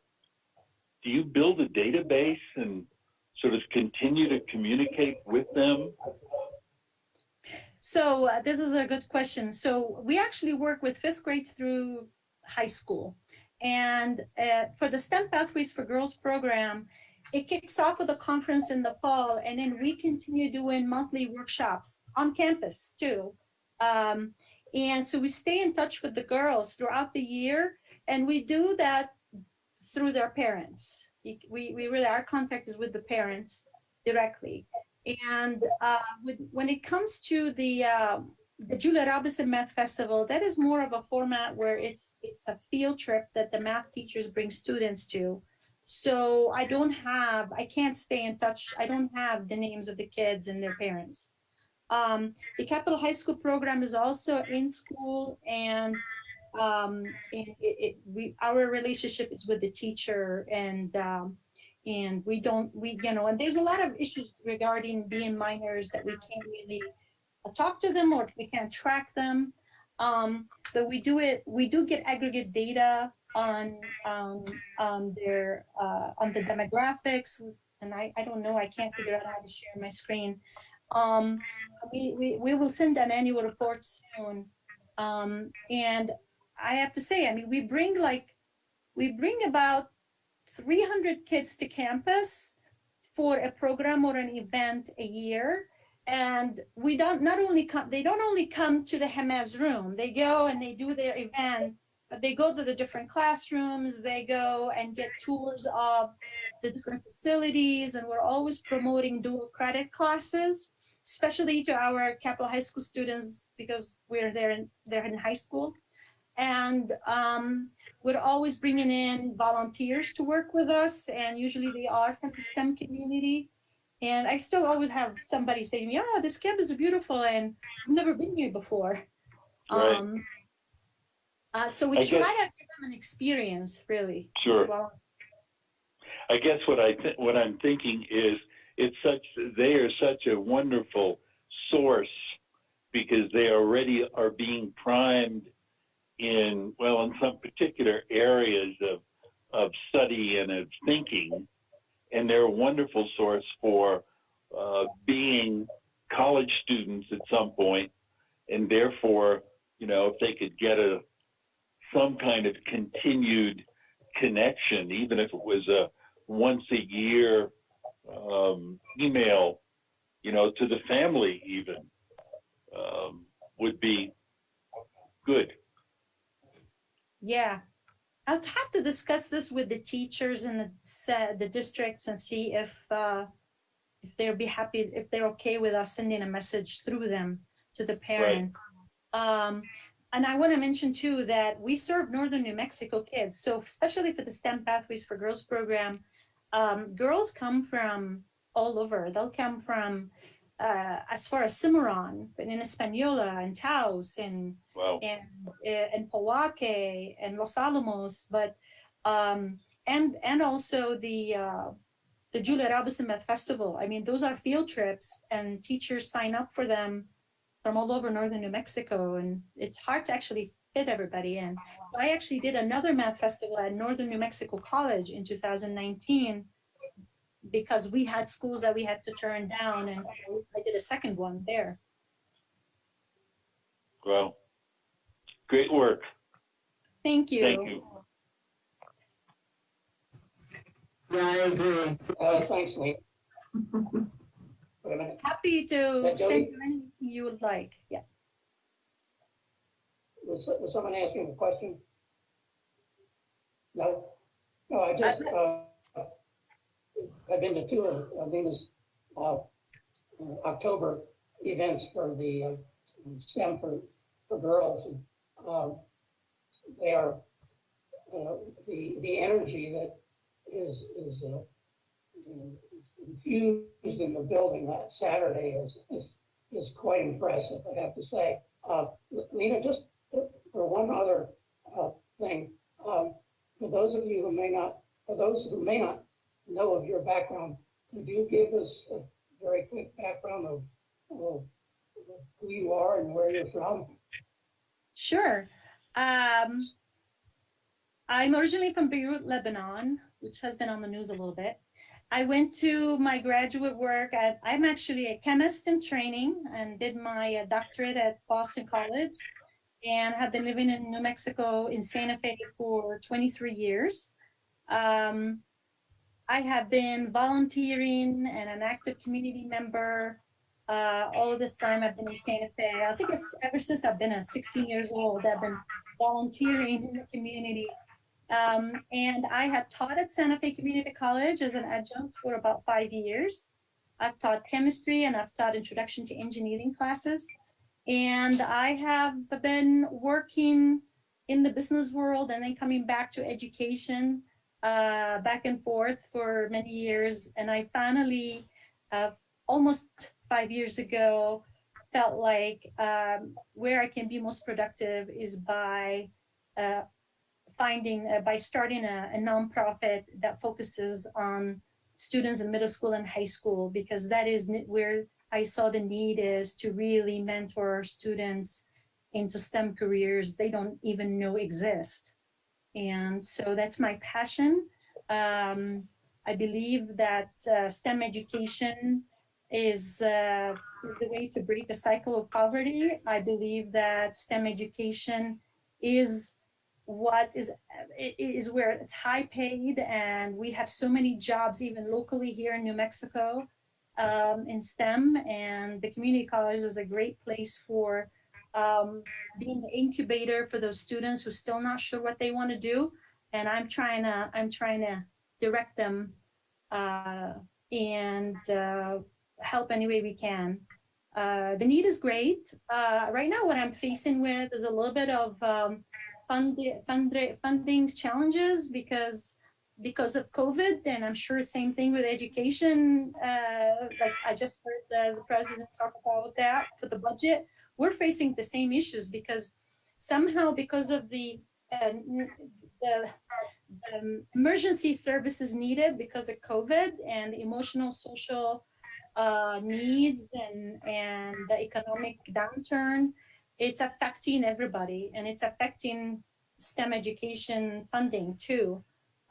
So now I'm working very hard on fundraising, because wherever I turn, they say, sorry, we give our money to the Food Depot, we gave it to Esperanza Shelter, which is awesome, they need it, but somehow education is not getting funded right now as much as it used to be, and STEM education not getting funded. So I want to put a pitch out there that it's hard, and putting on programs virtually is actually takes more time and more effort and more materials. We were just talking about our Capital High School program, and that we have to deliver materials to the students at home. And instead of having a set of materials for a team of 3, now we have to give a set of materials for each student. So that's 3 times what it's going to cost us in materials. So it's tough on everybody. But hey, I've been doing this forever. I love challenges, so here I am. Does that answer your question? I mean, I could go on and on about what I do.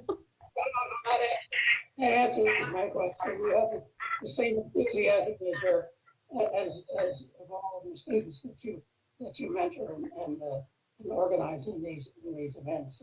And thank you for doing that and for introducing them to STEM as well as to the community college. Are there other questions for Lena? Thank you for being a great partner. And for those who don't know, that I do have an office on campus, courtesy of you guys, free of rent, which is awesome.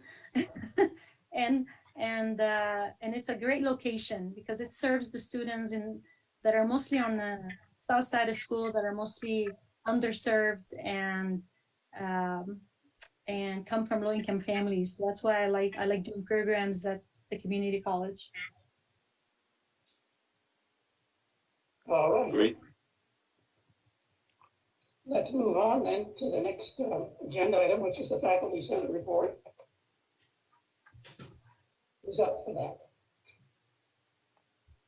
Kate? I'm here. All right. Okay, well, I wanted to begin by asking whether anyone had any questions about the minutes, the recent meeting minutes we've posted to. Chair Sullivan, this is Pierre. I have a question for Ms. McCahill. Go ahead. Kate, I noticed, let's see, in the minutes that there's a question about recording using Microsoft Teams and who has access to the recording. So I'm just curious where that concern stems from, and if there are, or I guess why are there concerns that some people may be able to access who shouldn't be? Thank you, Pierre. Hi, it's wonderful to hear from you and see you. Sure, I'll address that. It's sort of been an ongoing discussion that we've been having within Faculty Senate, within the Governance Council, at Executive Team last week. I did present on this issue too. I think part of the concern, as I've been reiterating to many constituencies, is that there's a lack of communication, we feel, about what the protocols are for electronic recordings of meetings. And right now I'm working with President Rowley and Margaret Peters to discuss, how can we communicate with faculty a little bit more effectively to address folks' concerns. I think there's a lot of just general paranoia that comes from the good old-fashioned rumor mill. One of the general concerns, I think, is that we have been told that anything that happens online can end up anywhere. And that's a frightening concept for people. I think on the one hand, we do have to acknowledge that anything we share, even if we're not online, we're ambassadors of the college. And so whatever comes out of our mouths or goes into our emails, that is the property of the college. And I think we recognize that. I think the concern comes when folks aren't really informed or aware about what ending up anywhere means. Like, is somebody scrolling the internet in the middle of the night going to come across my class that took place on Zoom? We've been getting a lot of clarity, and Dr. Rowley has provided a lot of clarity in addition to Margaret Peters. And I think really what faculty just need to understand is that it's probably best practices to not record meetings as a rule. Because if a meeting isn't recorded, it can't end up anywhere. It can't be shared. To me, the root of the issue is about communication. And I think maybe we need to hear a little bit from our deans about where they stand in terms of online communication. We may need some specific communication about, well, what's protocol? Like, should we announce if we're recording a meeting online? On the other hand, anyone can record a meeting anyways. I could be recording this meeting right now on my phone, even though it may not be necessarily being recorded. So I think it's more of a paranoia issue, and people feel like a risk of being spied on, or a risk of having a member of the administration listen in on their meetings. But I do think a lot of that is rooted in people's fears and not necessarily reality. Do you have any suggestions for how we might proceed with that type of thing?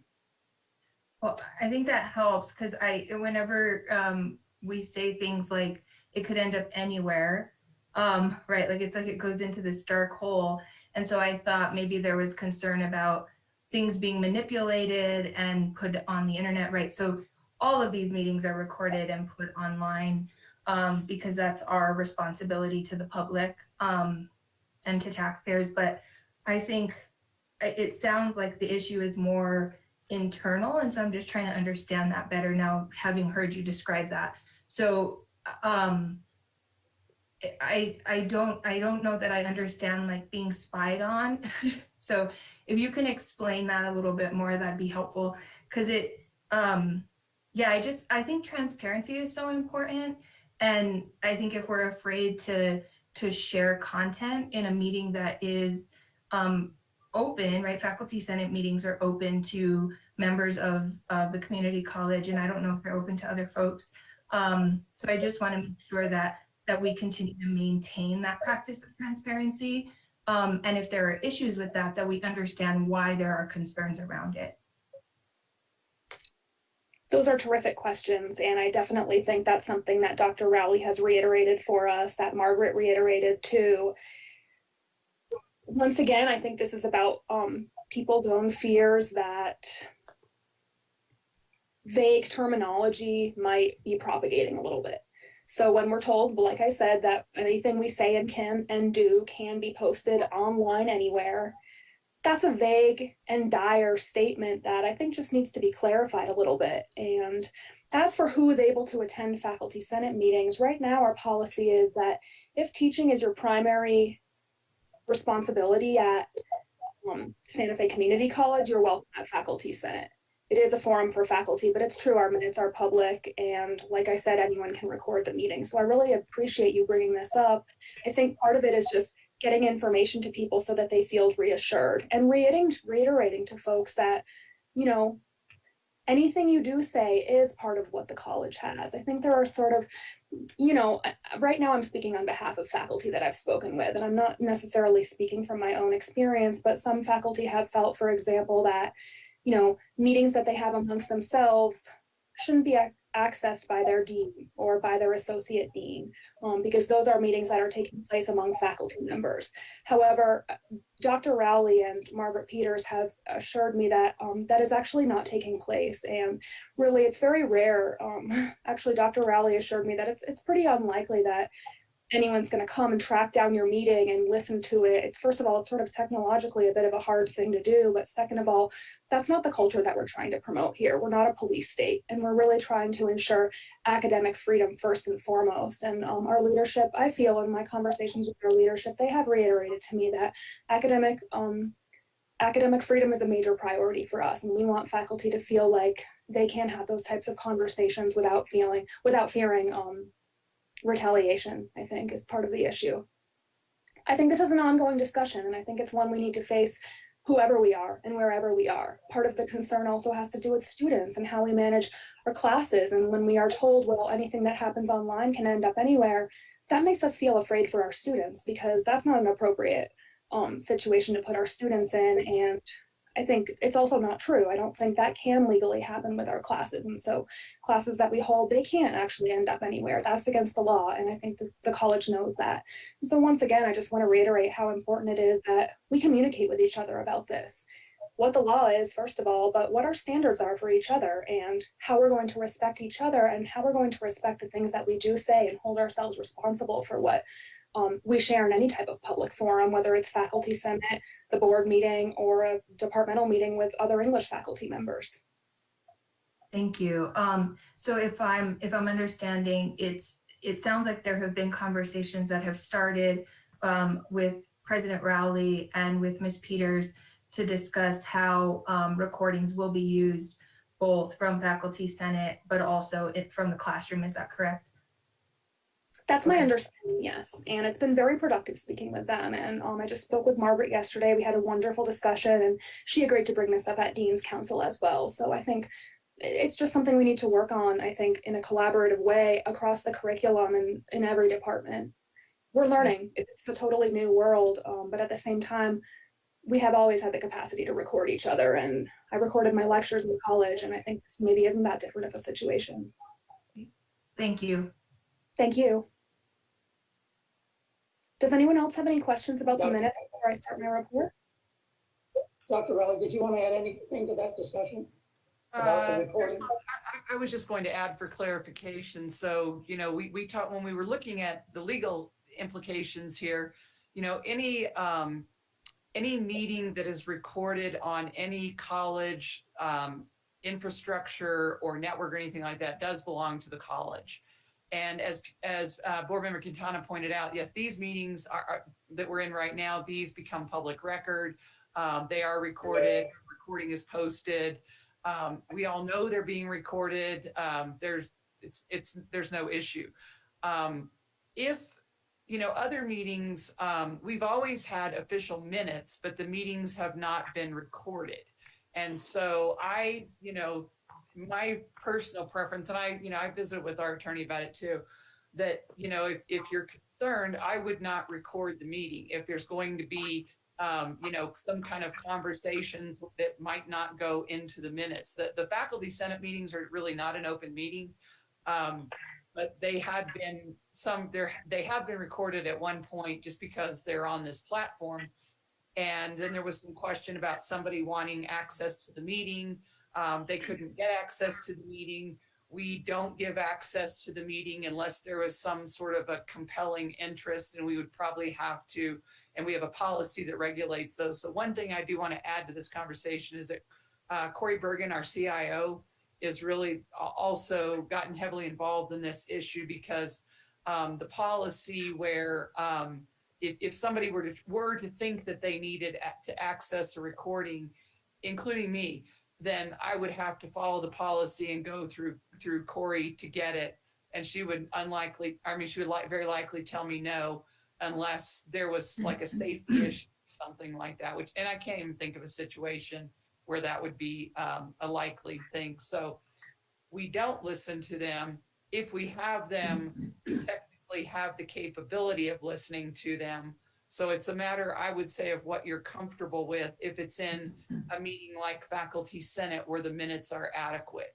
And so that's just, you know, a conversation that they need to have amongst their members. But I'm not sure where the directive came that anything that's anywhere can be on the internet or anything like that. I think that they're, you know, I don't think that, I think that if there's a recording, then there is the possibility, but if there's not a recording, then that's not, I don't even think that's possible. So I have a policy question or a technical question, I guess. So a Zoom meeting of the Faculty Senate or the Staff Senate, they are being recorded by us, by the college, or not? No, Member Siegel, if they're recorded, it's because the group has decided to record it themselves. And so, and the problem sometimes has been that some groups have decided to record meetings, or maybe even not even known they were recording meetings, but not everyone in the meeting knew the meeting was being recorded. And people don't really like that. And I don't really think it's a good practice. And so that's what, you know, Kate and I have had conversations about that, and Kate and Margaret and I have had conversations about that. And so we're continuing to talk about it. And I think if you announce that you're going to record the meeting and everybody in the room knows it's being recorded and everybody's okay with that, then you can do it. But I do think it's not good practice. It's kind of like carrying a tape recorder in your pocket and recording the meeting when not everybody knows about it. There's a certain sneakiness about it that I just think is a bad practice. Right. Okay, so we, the college, are not recording. You record this meeting, and that's Yes, of course. This is public meeting. Right. Okay, Right. thank you.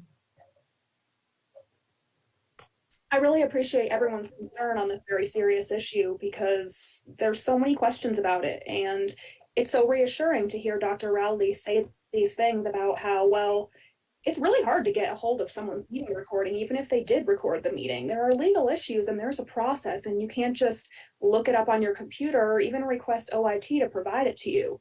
The issue is that I know this, and we all know this now, faculty don't necessarily know this. And I can share this at Faculty Senate. We typically have great attendance now that we're all online, since it's much more accessible, in fact, for people to attend on a Friday. But the communication really needs to come from someone other than myself. I'm a fellow faculty member, and folks need to hear it from their leadership. And so, it's terrific to hear that. And I think it needs to be communicated in writing, repeated times, so that folks are really feeling comfortable that they're aware of the situation. And yes, meeting recordings, it's opt into the meeting recording. So we're aware of that. Meetings are not default recorded, which was another rumor that was spreading around. And I think another best practice that we might want to share with folks is that you ask before you hit the record button.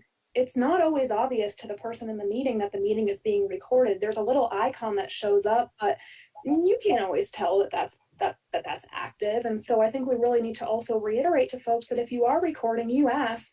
And if anyone has a issue or concern, you don't record. And that's not even consistently happening because I think people simply don't know that that's a best practice.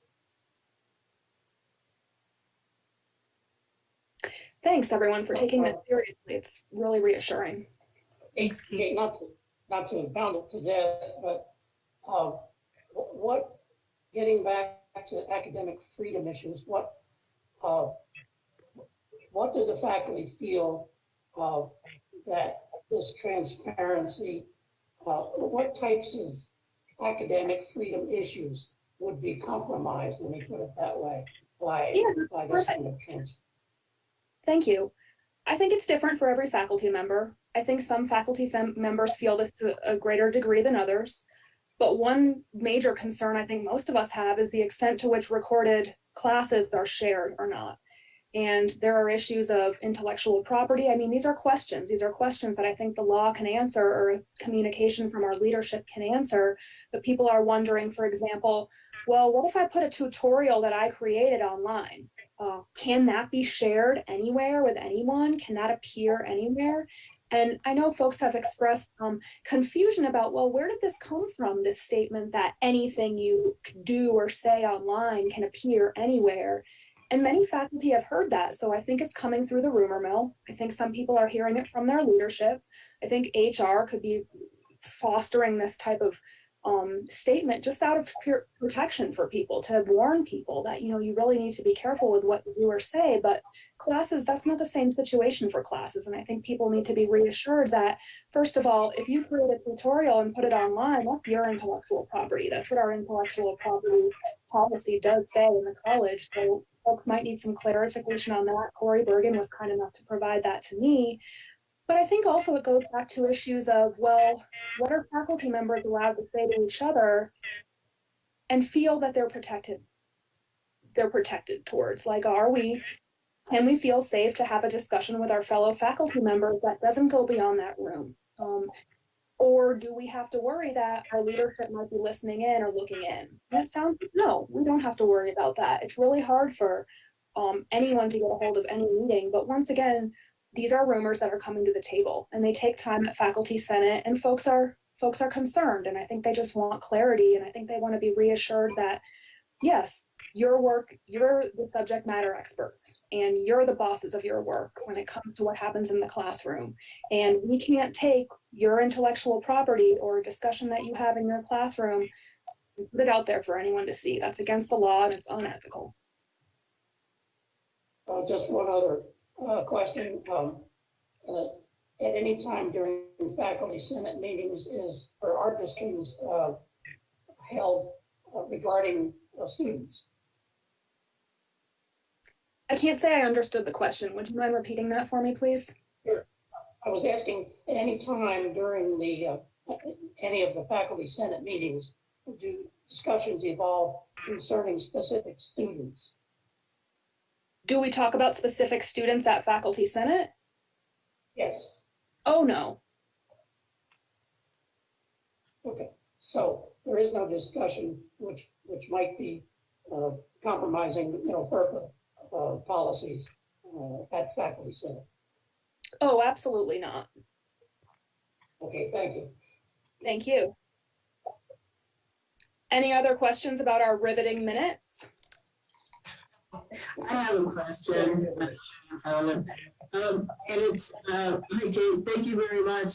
This is a question that I don't know the answer to, and I don't know you know, but so when faculty make these presentations, or you just talked about that, and they make them online, can students download them? And if students download them, is there a concern there? So my understanding is that faculty are allowed to record their own classes for other students enrolled in the class. So in order to ensure equity, perhaps a faculty member might record a class to ensure that students who are not able to attend, namely because of illness right now, but many other issues, can still access the class and keep up with the class. So my understanding, and according to what my dean, Jim Wysong, shared with me, is that we're allowed to record a class meeting and share it with other students who are enrolled in the class. That's it. Does that answer your question? Yeah, do they download it all, or do they just watch it? Because once it's downloaded, you really have no control, right? I guess I can't say I can answer that question. Maybe Corey Bergen can help me. My understanding is that it's a little bit different on Teams or on Zoom. And I guess that's a really excellent question about if they download it, can they then share it? Hi, this is Corey. I can answer that. And it really depends on the platform that it is shared in. Typically, I would guess that a faculty member would create a link and put it in Canvas. And in that case, they are just simply watching the video. If it was recorded in Teams, it would also just be a link and they would be watching the video. There might be occasions, and so I cannot swear that no one is setting it up so that someone might download something and watch it, but I would think that would be a rare instance. Thanks, that helps. I hope that answers.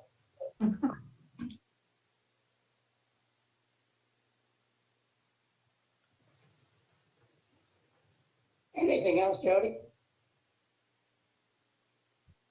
Yep, that's it. Thank you. Okay. Well, go ahead, Kate, with the rest of your report. Thank you. I'll continue with my report. It contains 5 items. The first item, I think this has been addressed already at the meeting, but I really think that it's worth saying again that faculty are acknowledging and processing the loss of Luke Spangenberg, a friend of us, and in addition to his many roles, a member of the adjunct faculty. Faculty gathered safely and informally last week to celebrate his life, and we're planning a virtual memorial next week, about which we'll certainly notify the board and everyone in attendance here. Yeah. Next, I would like to announce that we've got new Faculty Senate leadership. As you may have noticed, I am not Zuby. I'll be stepping in for Zuby Wilson as the new Faculty Senate Chair for the next 2 years. Patrick Simpson, Adjunct Faculty in Liberal Arts, will be stepping in as the new Communication Officer. He's terrific. And our Adjunct Faculty representatives, we're proud to announce for this academic year are Megan Margaret Hopkins, Craig Donaldson, and Wesley Wadley. Yeah, sometime tomorrow. I think I have a dental appointment first thing. I'm hearing something else coming through, but I guess I'm just gonna keep talking, but I don't know if it's a question or not. There you go. Thank you. Go ahead. Sorry about that. The joys. We're really grateful to our outgoing faculty senate officers, particularly to Zuby Wilson, who served as our chair for 4 years. Does anyone have any questions about our new leadership? Okay. The third thing I want to discuss is the fact that we administered an adjunct faculty spending survey 2 weeks ago. And faculty senate officers will be meeting with President Rowley, Nick Tace, Margaret Peters, and Pete Winograd, I believe, tomorrow to discuss the results. In a recent meeting with President Rowley, faculty senate officers expressed concern that although full-time faculty and staff are receiving a $200 spending reimbursement this semester to compensate for costs we've incurred during the course of the COVID crisis, adjunct faculties have not so far been offered the same reimbursement. The faculty recommends that the administration at least consider offering a reimbursement to adjunct faculty as a way to acknowledge their efforts, their value to the college, and the very real costs they've incurred as they teach the majority of our classes here at SFCC.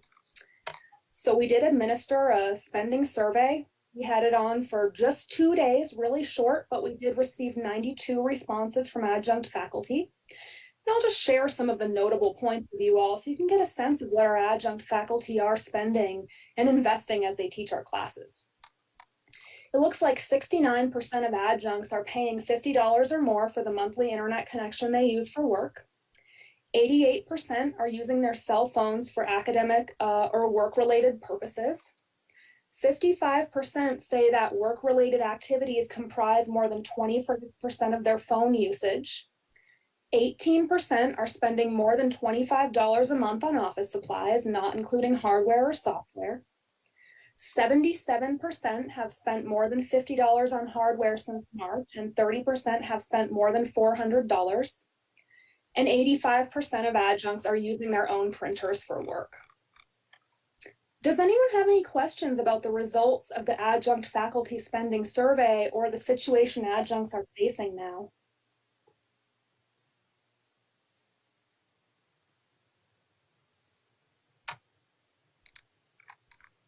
If anyone wishes to see the results of that survey, kindly reach out to me directly and I'm happy to share them with you.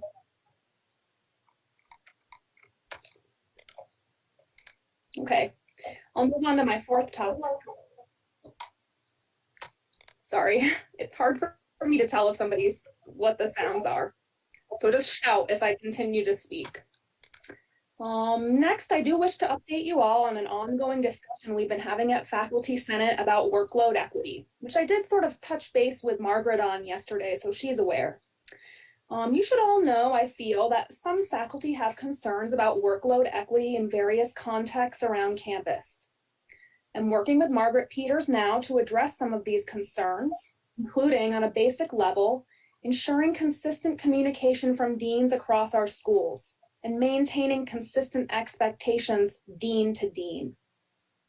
Other concerns surround the increased workload many faculty are facing as they transition their coursework to fully online. Many of us estimate that teaching online takes about double the time when compared to teaching on ground, and many are still on the upward end of the learning curve where online education is concerned. Some faculty have suggested that the administration consider incentives that could balance this workload increase, including lowering class caps, even for online classes. I do also want to reiterate, alongside these concerns, that many of us have never felt more grateful for our work. More than ever, we're proud to serve our community and support our diverse student body. We're glad to be playing the role that we are, which encompasses much more than just teaching. We're mentors, advisors, role models, and supporters on a range of levels and in a variety of capacities. However challenging these times have been for us, they're also an opportunity for us to learn new skills, adapt to a changing world, and reaffirm our passion for teaching and learning, whatever our academic fields may be.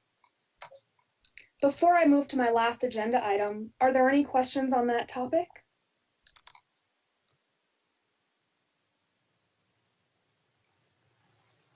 Okay, my last item is that I'd like to announce the SFCC Fall Workshop Series for teachers and learners. which is sponsored by the English department with support from SFCC's Foundation Professional Development Fund. Thanks especially to Megan McGarity for helping us to make this possible. Right now, our first workshop is taking place as we speak. Well, it actually ended about 20 minutes ago, entitled Diverse Voices in the Classroom. Upcoming workshops offered to the public as well as to faculty, students, and staff will include teaching and learning in the online classroom, the podcast as a learning tool, and Writing to Heal, Making Art in a Changing World. This series is harnessing the talents of faculty across the curriculum, as well as from across the country. I encourage all of you to consider participating. We feel this is a wonderful opportunity to cultivate community and offer online teaching and learning professional development too. That about does it for my report for the day. I'm happy to answer any final questions folks have. Any further questions for Kate? If not, thank you very much, Kate. Okay, it's been a pleasure. Have a wonderful day, everyone. Move on to the staff Senate report. Jill is out of town, so I will just step in and announce that I have been elected as Staff Senate Co-Chair, and I will officially take that seat next month. And our new communications officer is Sabrina Kaliha from the Office of Institutional Effectiveness, and we're super excited to have her. And I'll just take this opportunity to brag about Laura Smith, who takes such beautiful minutes for Staff Senate. I really think she's super wonderful. Do you have any questions about anything that we had in your packets today?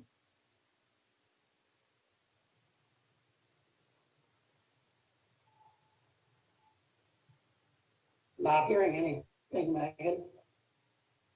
All right, thank you. All right, thank you very much. Student government. Chair Sullivan, members of the board, President Rowley, thank you so much. It's wonderful to see everyone. Student government has yet another busy month. We're celebrating the start to school where we had free real burger on August 31st. Free burgers to the first 99 students. These burgers included caramelized onions and cheese and the whole bit. It was a nice celebration to kick off the incoming year. That event was sponsored by Student Activities, and it gives a chance. Working with Student Activities gives a chance for SGA and student ambassadors to bridge and to collaborate and to work with each other in pursuing these events. So it's been wonderful to collaborate with them. September 2nd was the SGA installation of officers, where we took our oath to offices via Microsoft Teams. We had a wide range of attendance, varying students, staff members, and faculty members. So thank you all to everyone who showed up to give their support. And lastly, we would like to thank Dr. Ortiz Gallegos for the words of encouragement to the team and for instilling inspiration and hope in all of us. So thank you. September 9th was SGA's first meeting of the year. It was a live event via Microsoft Teams. We announced our plans for Hispanic Heritage Month, and we were able to dive into how we're going to work with student activities more this year, and how we're going to supplement our campus center meetings that we were pursuing last year, where we would supply free food, some music in the campus center, and it gave a chance for the student to interact with the student government officer. That way we're getting to know our community better. With these events that we've been having recently, and I'll get more into them, this is a supplement for that. We're able to interact with our students. Our students are coming to visit us, and it's nothing more heartwarming than to hear the student just express gratitude. It's a really rewarding feeling that myself and my team love. So the month of September is Hispanic Heritage Month. We kicked off the celebration on Tuesday, September 15th, with free tacos to the first 100 students at Sanchez Tacos Truck. This event was really successful. It was wonderful to see all of the students and to get that feeling of community back. It's a distant world right now, so it was really nice to excuse me, to have that interaction. We were able to distribute 68 meals out of 100. The certificates will be later saved and we can distribute later. Yesterday, Monday, September 21st, we had free paletas, which are fruit popsicles. They have a wide array of flavors. And these popsicles you can get dipped in chocolate with fresh fruit. So that was another celebration that we had yesterday. Now, Tuesday, September 29th, at Valentina's restaurant here in Santa Fe, we will be distributing free burritos and chips and salsa to the first 99 students. And on Monday, October 5th, at Chicago Dog, we will have free chili cheese dogs and Frito pies. And as Campus Cupboard continues to supply groceries for our students on Fridays, SGA continues to be stewards of servant leadership and volunteer by stepping up and distributing packages and helping pack the packages as well, just to assure that our students are well taken care of during everything going on. And lastly, in an attempt to reach our younger voter population, I wrote a personal email with some resources on information on how to register to vote and how to request an absentee ballot. I want to make sure our students are well prepared for our upcoming election. There's a lot at stake. And I want our students to know that this is an important election and we need to vote. However you feel about it, we just need to vote and make our voices heard. And I want to make sure our students are supplied with the resources. So with that, I will stand for any questions. Questions for you? Very comprehensive as always. Thank you for what you're doing on keeping up the student spirit and esprit de corps during these very difficult times. Thank you, Chair Sullivan. And I'd like to just express thanks to my team as well. I wouldn't be able to do any of this without them. And it's really nice to begin the path again of student government with a new team, new personalities. It's going to be a really great year, a learning year, but it's going to be a really great year. Thank you. All right. One of the things we specialize in at Santa Fe Community College is enthusiasm. And if anyone listens to our meetings, you will find that they are, if nothing else, they are enthusiastic. So that's the key to motivating students. The next agenda item is the approval of the consent agenda. I need to make a minor correction to the special governing board minutes. So we'll need to push that on to the removal items. Does anyone need to remove the governing board minutes of August 26th or make any corrections to it? If not, then we'll take a motion to approve the minutes of the governing board meeting of August 26th. Chair Sullivan, this is Pierre. I have a couple. Okay, we'll pull that off the consent agenda, and then we'll move to item 8 on the agenda, which is items removed from the consent agenda. And go ahead, Pierre. In the governing board minutes, the motion to, let's see, give me 1 second. Sorry, I got to pull it up again. I have my notes, but I need to. So I came late to the meeting. So under section 3, adoption of agenda, the vote should be 4-0. Okay. And then in section 10, number 9, item C, I think the word clarity just needs to be changed to clarify. And then just a question, did we find out if meetings should be on the 4th Wednesday or the last Wednesday of the month? We found out that the practice in the past had been on the 4th Wednesday. So we left it that way, and we kept the open meetings resolution that way. And those. What reason? Oh, and then there's one more in section, let's see, 15, I believe, adjournment of the meeting. I'm not sure if someone left early, but I think the motion carried 5-0. I couldn't remember. Linda had gone. Oh, okay. Linda had left. But correct me if I'm wrong, Linda. Yes, I left early. Okay, thank you. It was at 6 hours into the. So then nothing. 6 hours. In that section. Yeah, okay. All right, so Audrey, did you get those corrections? Yes, I did. Thank you. Say yes. Yes, I did. Thank you. Okay. Thank you, Audrey. Thanks, Audrey.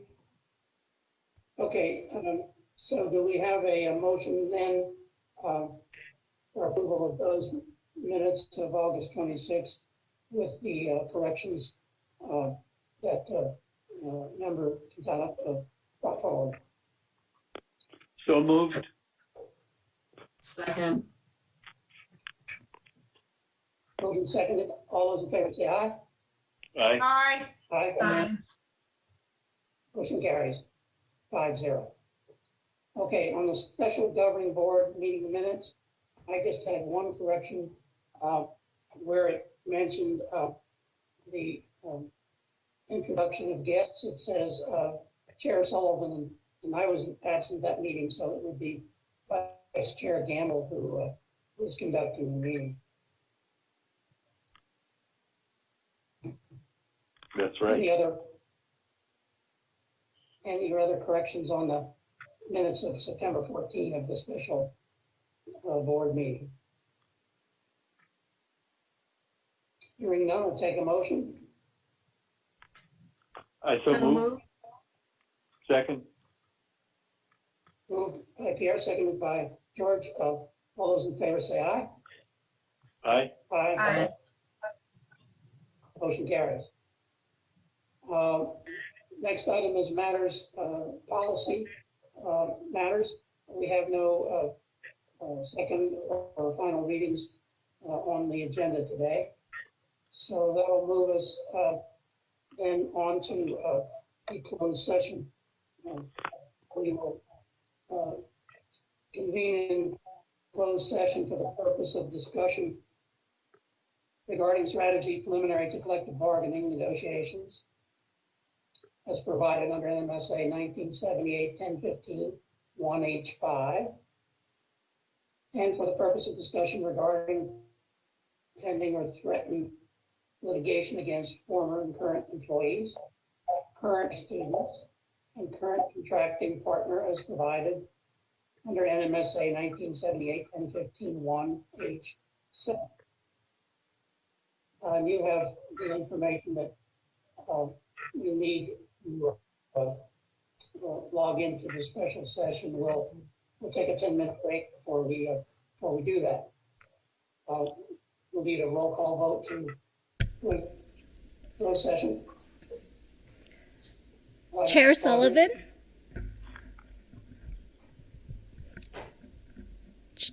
Chair Sullivan? Yes. Vice Chair Gamble? Are we doing a roll call vote? Yes. Yes. Do we have a motion? Yeah. The motion was to go into. Secretary Pugh. Secretary Pugh. Yes.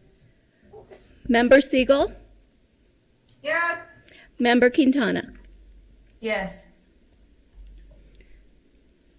Yeah, to clarify, that I made the motion, so moving it forward. All right, so we have approval 5-0 to go into closed session, and we'll reconvene there in approximately 10 minutes. Thank you. Okay.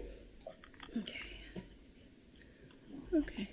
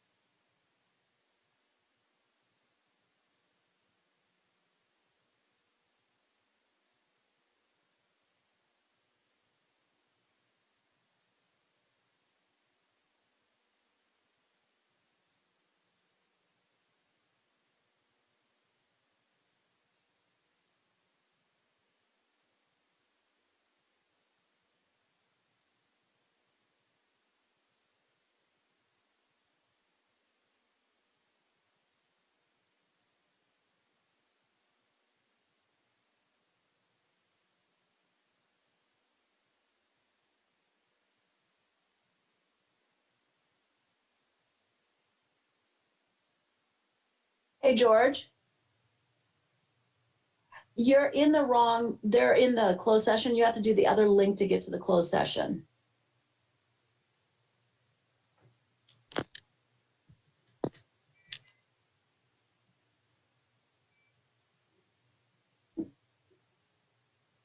It can be posted online and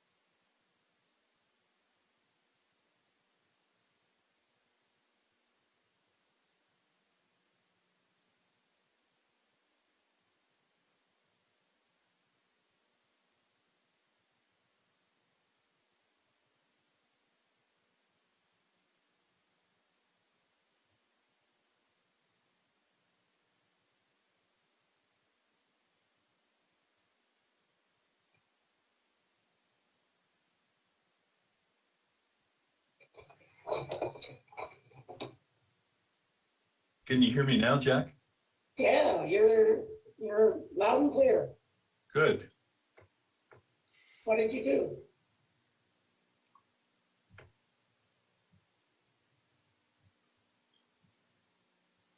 I don't know. I just changed, went to this meeting.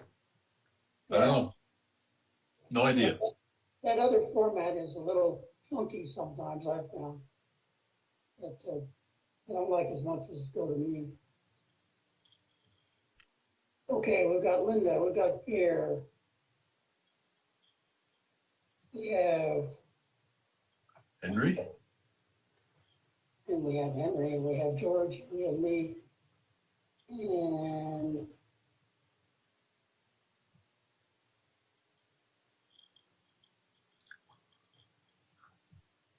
missing Jody.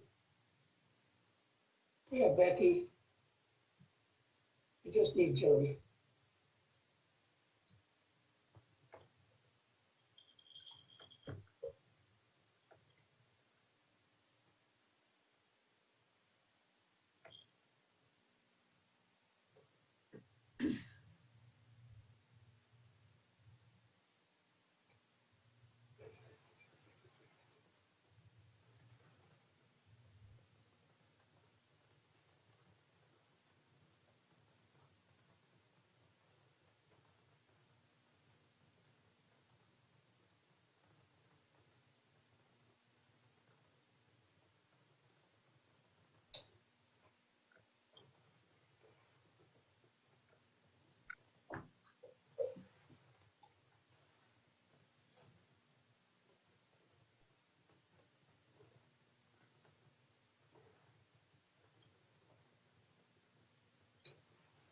Yeah, Jody.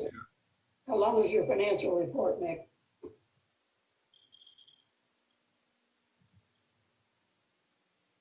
Hey, sorry, takes forever to unmute.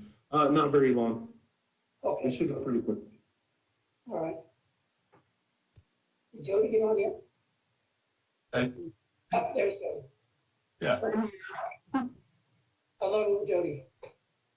All right, we've got everybody. So we need a motion to come out of closed session where we discussed only the items indicated on the published agenda. So moved? Second. Moved and seconded. Any discussion? Those in favor say aye. Aye. Aye. Motion carries. Thank you. All right, the next item on the agenda is action item approval of the resolution extending the deadline in policy 435, section F.B. Dr. Rowell. Thank you, Mr. Chair. You have before you a resolution that's been drafted, as you noted, to extend policy 4-35, which is the policy which governs annual leave for full-time employees. So under the existing policy, annual full-time employees, and this includes full-time employees, are able to accrue annually 240 hours. And then they're also able to accrue over that 240 hours they can accrue for additional calendar year. That calendar year resets annually on August 31st. And there was a request from the staff Senate to extend that the time for people to have an extension to take that leave until December 31st, just for this year, because people have been unable to take leave as they normally would during the COVID situation. A lot of people have worked a lot of extra time, and so they have not been able to really take leave. So what we're asking for you to approve then is a resolution for the one-time ability of full-time staff to be able to extend their vacation, their annual leave that's accumulated over the 240 maximum through the end of the year, which to December 31st. And I'd be happy to answer any questions. Any questions? If not, would someone like to make a motion? I so move. I second. Moved and seconded. Any further discussion? If not, all those in favor say aye. Aye. Aye. Aye. Those opposed, motion carried. Next item is item B under agenda item 10. It's approval of a memorandum of agreement extending the deadline in collective bargaining agreement, Article 25.5.2.b. Dr. Rowley. Thank you, Chair Sullivan. This memorandum of agreement is very similar to the resolution in that it would extend the ability to use annual leave for 12-month faculty for them, it would be an additional month past August or December 31st. So 12-month faculty also accrue annual leave in the same manner as full-time staff. And the resolution that you just approved only applies to full-time staff. And so to be able to include the 6 12-month faculty who also are able to accrue leave, and to give them the ability to have an extension to use their leave over 240 hours. Because the faculty generally can't take their leave during the semester, the agreement here is for an additional month, so it would be through the end of January. George, we hear your clock. Yeah. And as noted, so this is a memorandum to the collective bargaining agreement, and it is a one-time agreement. All right, questions of Dr. Rowley about the memorandum of agreement?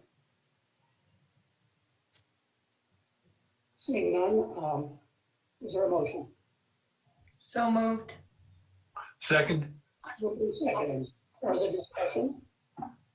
If not, all those in favor say aye. Aye. Opposed? Motion carries. Item C, approval of the August 2020 financial report. Mr. Tace. Thank you, Mr. Chairman, board members. Mason, if I could have the ability to show my report. Appreciate it.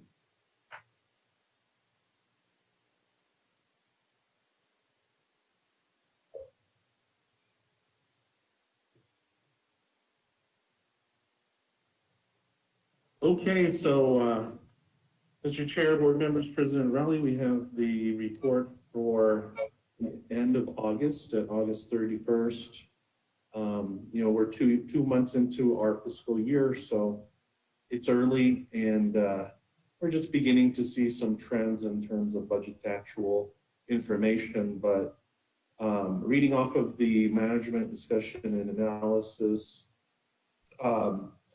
in August, reports were out that showed that the expected V-shaped recovery for the economy became a little bit less likely as the country still in recession, and I think that is expected to be in recession for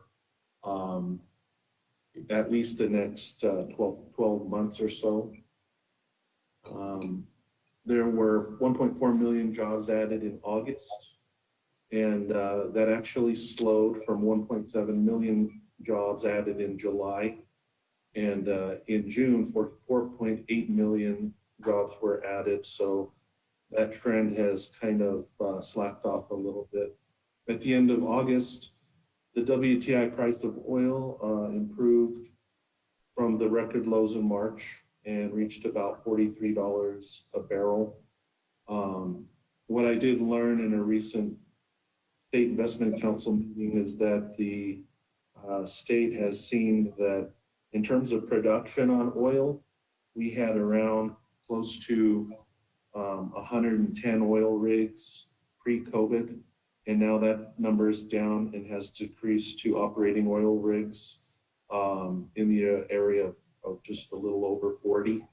So while the price for oil has improved, production in New Mexico, where we generate a lot of our tax revenue from, has tapered off quite extensively. So that's, just wanted to share that with the board.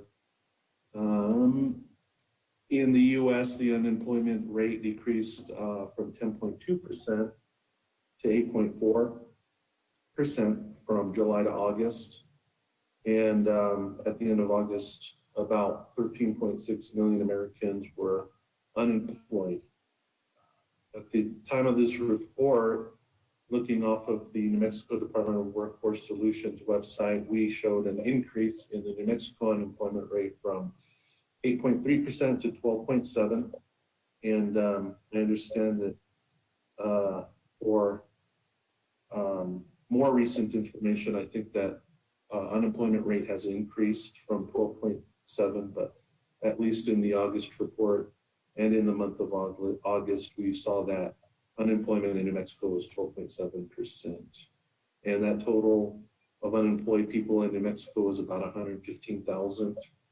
And we saw that there was 77,000 unemployed individuals in July. So that has increased, and something that we just want to keep in mind in terms of how we look at our economy improving to make determinations on future plans. So for the college's financials, the operating bank account cash balance had a total of 12.4 million at the end of August. In the previous year, we had 8.6 million, and so that's a year-to-year improvement of 3.8 million. Tuition and fees revenue, which is the area that we knew would be impacted by COVID, and we knew that it would be drastically reduced. Tuition and fees revenue at the end of August was down 29%, totaling 2.5 million, and has decreased by $1 million from year to year. State appropriations revenue is 1.8 million, and that's a decrease of 13%, and 13% is a decrease of 262,000 from August to August of this year. When you look at total ING revenues, they're down in total by 1.3 million, down 22%, total 4.5 million. And again, a $1.3 million decrease in revenue to our colleges, a very, very substantial hit, as you all well know.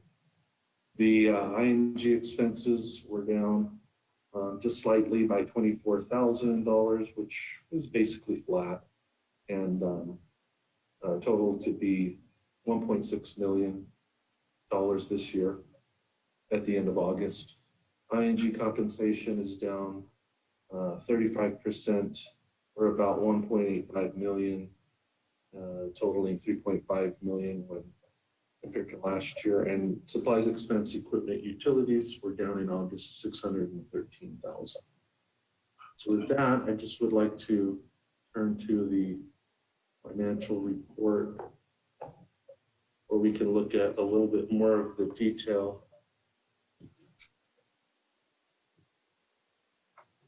Hopefully you all can see this pretty well. So in total, we have $28 million in all of our cash accounts, but most of these accounts are restricted for specific purposes. There you see the $12.4 million in operating cash this year compared to 8.6 last year. We also have the new cash account for reserved NMFA bonds that we incorporated this year, and we didn't have that last year at all. We have bond proceeds from our capital outlay local geo bonds in the amount of $9.2 million in available cash for projects. Last year we had 15.7 million of that, so we've been completing quite a bit of projects around the campus. And then we have our NMFA bond proceeds. So this is for the IGA and performance energy contract, which of course we didn't have last year. Recently received those dollars this year. So we have 5.4 million in available bond proceeds.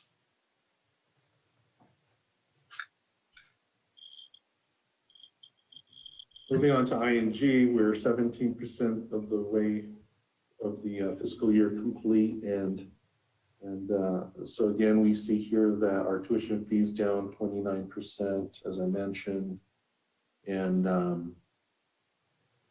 you know, last year we had $3.5 million in tuition and fees in August, and this year in August we had 2.6 million, so it's gone down quite a bit. We talked about state appropriations earlier, down 13%. Local appropriations up 3%, but that's on a pretty small number. So really, local mill levy appropriations are just up by, you know, close to $4,000 from year to year. And most of those receipts are for delinquent payments. And so, you know, again, we don't receive our big infusions of local mill levy cash until the end of this calendar year, and then May, June of the end of our fiscal year in 2021. On the expense side, in total, we had $3.5 million in expenses. The prior year, we had $5.4 million, so we see that those have gone down. But of course, you know, a lot of that has to do with our limited operations for the college, decreases in student credit hours and enrollment, and so the corresponding costs related to that. And in total, we are down about 35% year to year in terms of our expenditures by exhibit in ING. Total compensation was about $3 million compared to $4.2 million in the prior year, and that's down 29%. You know, utilities are pretty close to what they were last year. I think the difference is mainly timing with when we book these expenses. So that looks like it's in alignment. Supplies and expenses are down quite a bit, but you know, we do have quite a bit of reduced operations with the remote work environment right now.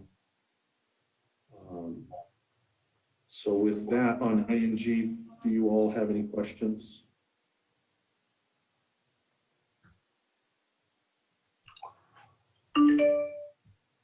Like I said, it's still a little early to be noticing any trending, but everything looks as expected.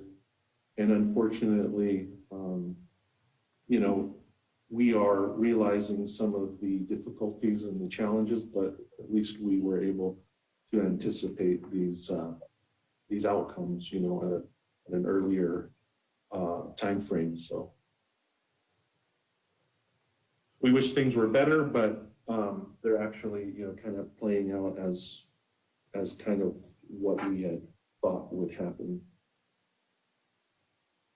Looking at public service, we have total net gain in our different categories of about $75,000. Conference center was just up slightly by almost $1,900. Its campus is showing a deficit of $60,000, which is a little unnerving for me. We've seen 2 months in a row there where the deficit in July was about $20,000 right around $26,000. And so we've added on another, 30. And so I'm thinking that that deficit's gonna probably remain about, $25,000 to $30,000 each month.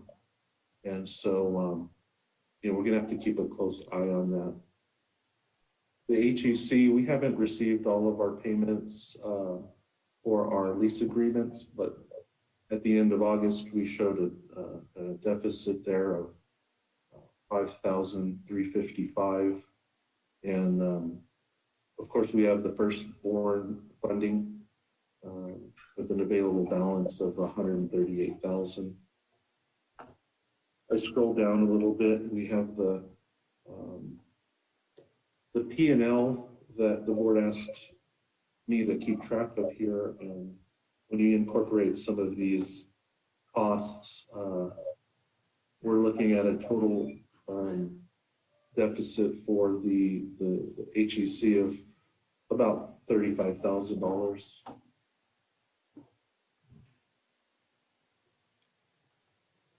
Okay, so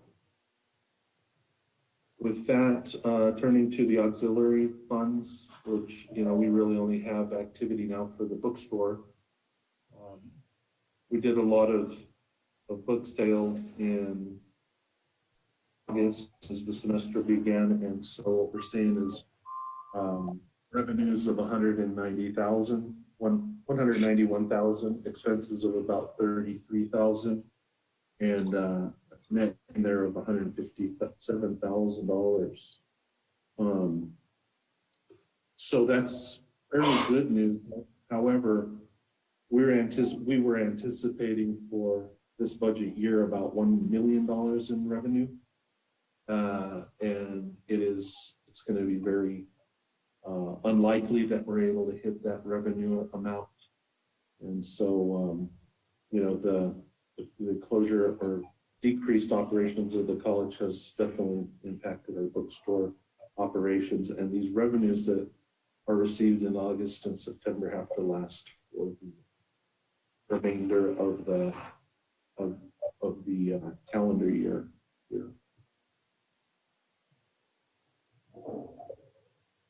If you look at the plant fund, really our activity in the plant fund is identified under the local bonds column. And we had about $323,000 of capital outlay projects through August. And so, those projects are continuing on with our state bonds. So these are state capital outlay agreements that we have in place. We've spent about $873,000 there. So quite a bit of projects related to our state bonds. And the columns, institutional monies and mandatory renewal and replacement, that's where we have our reserve cash. And that number is again at close to $8 million that we've talked about in the past.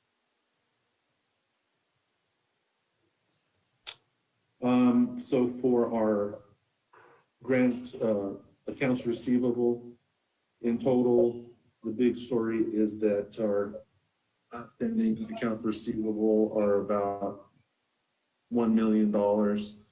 And so that's pretty much expected. That's what we see normally taking place throughout the year. And so that is my report, and I'm happy to answer any questions that you might have. Questions for Nick? If not, we'd like to get a motion to approve this report.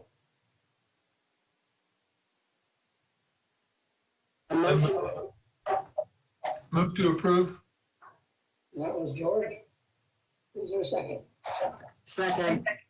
Second from Jody. Any further discussion? Those in favor say aye. Aye. Opposed? Aye. Motion carries. Thank you very much. Thank you all. You bet.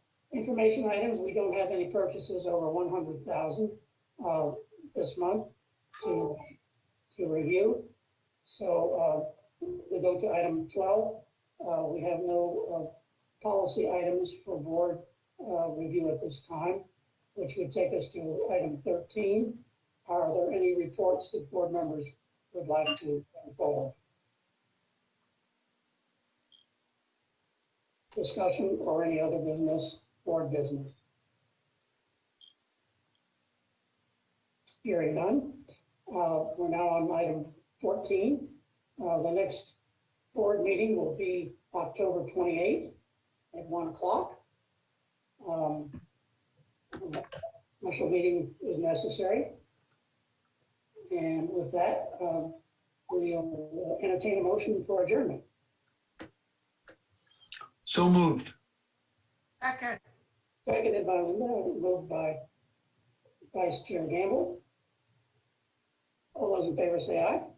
Aye. Aye. Motion carries. Thank you very much, everyone. Good meeting. Kind of early. Have a safe week. Can we talk a few more hours?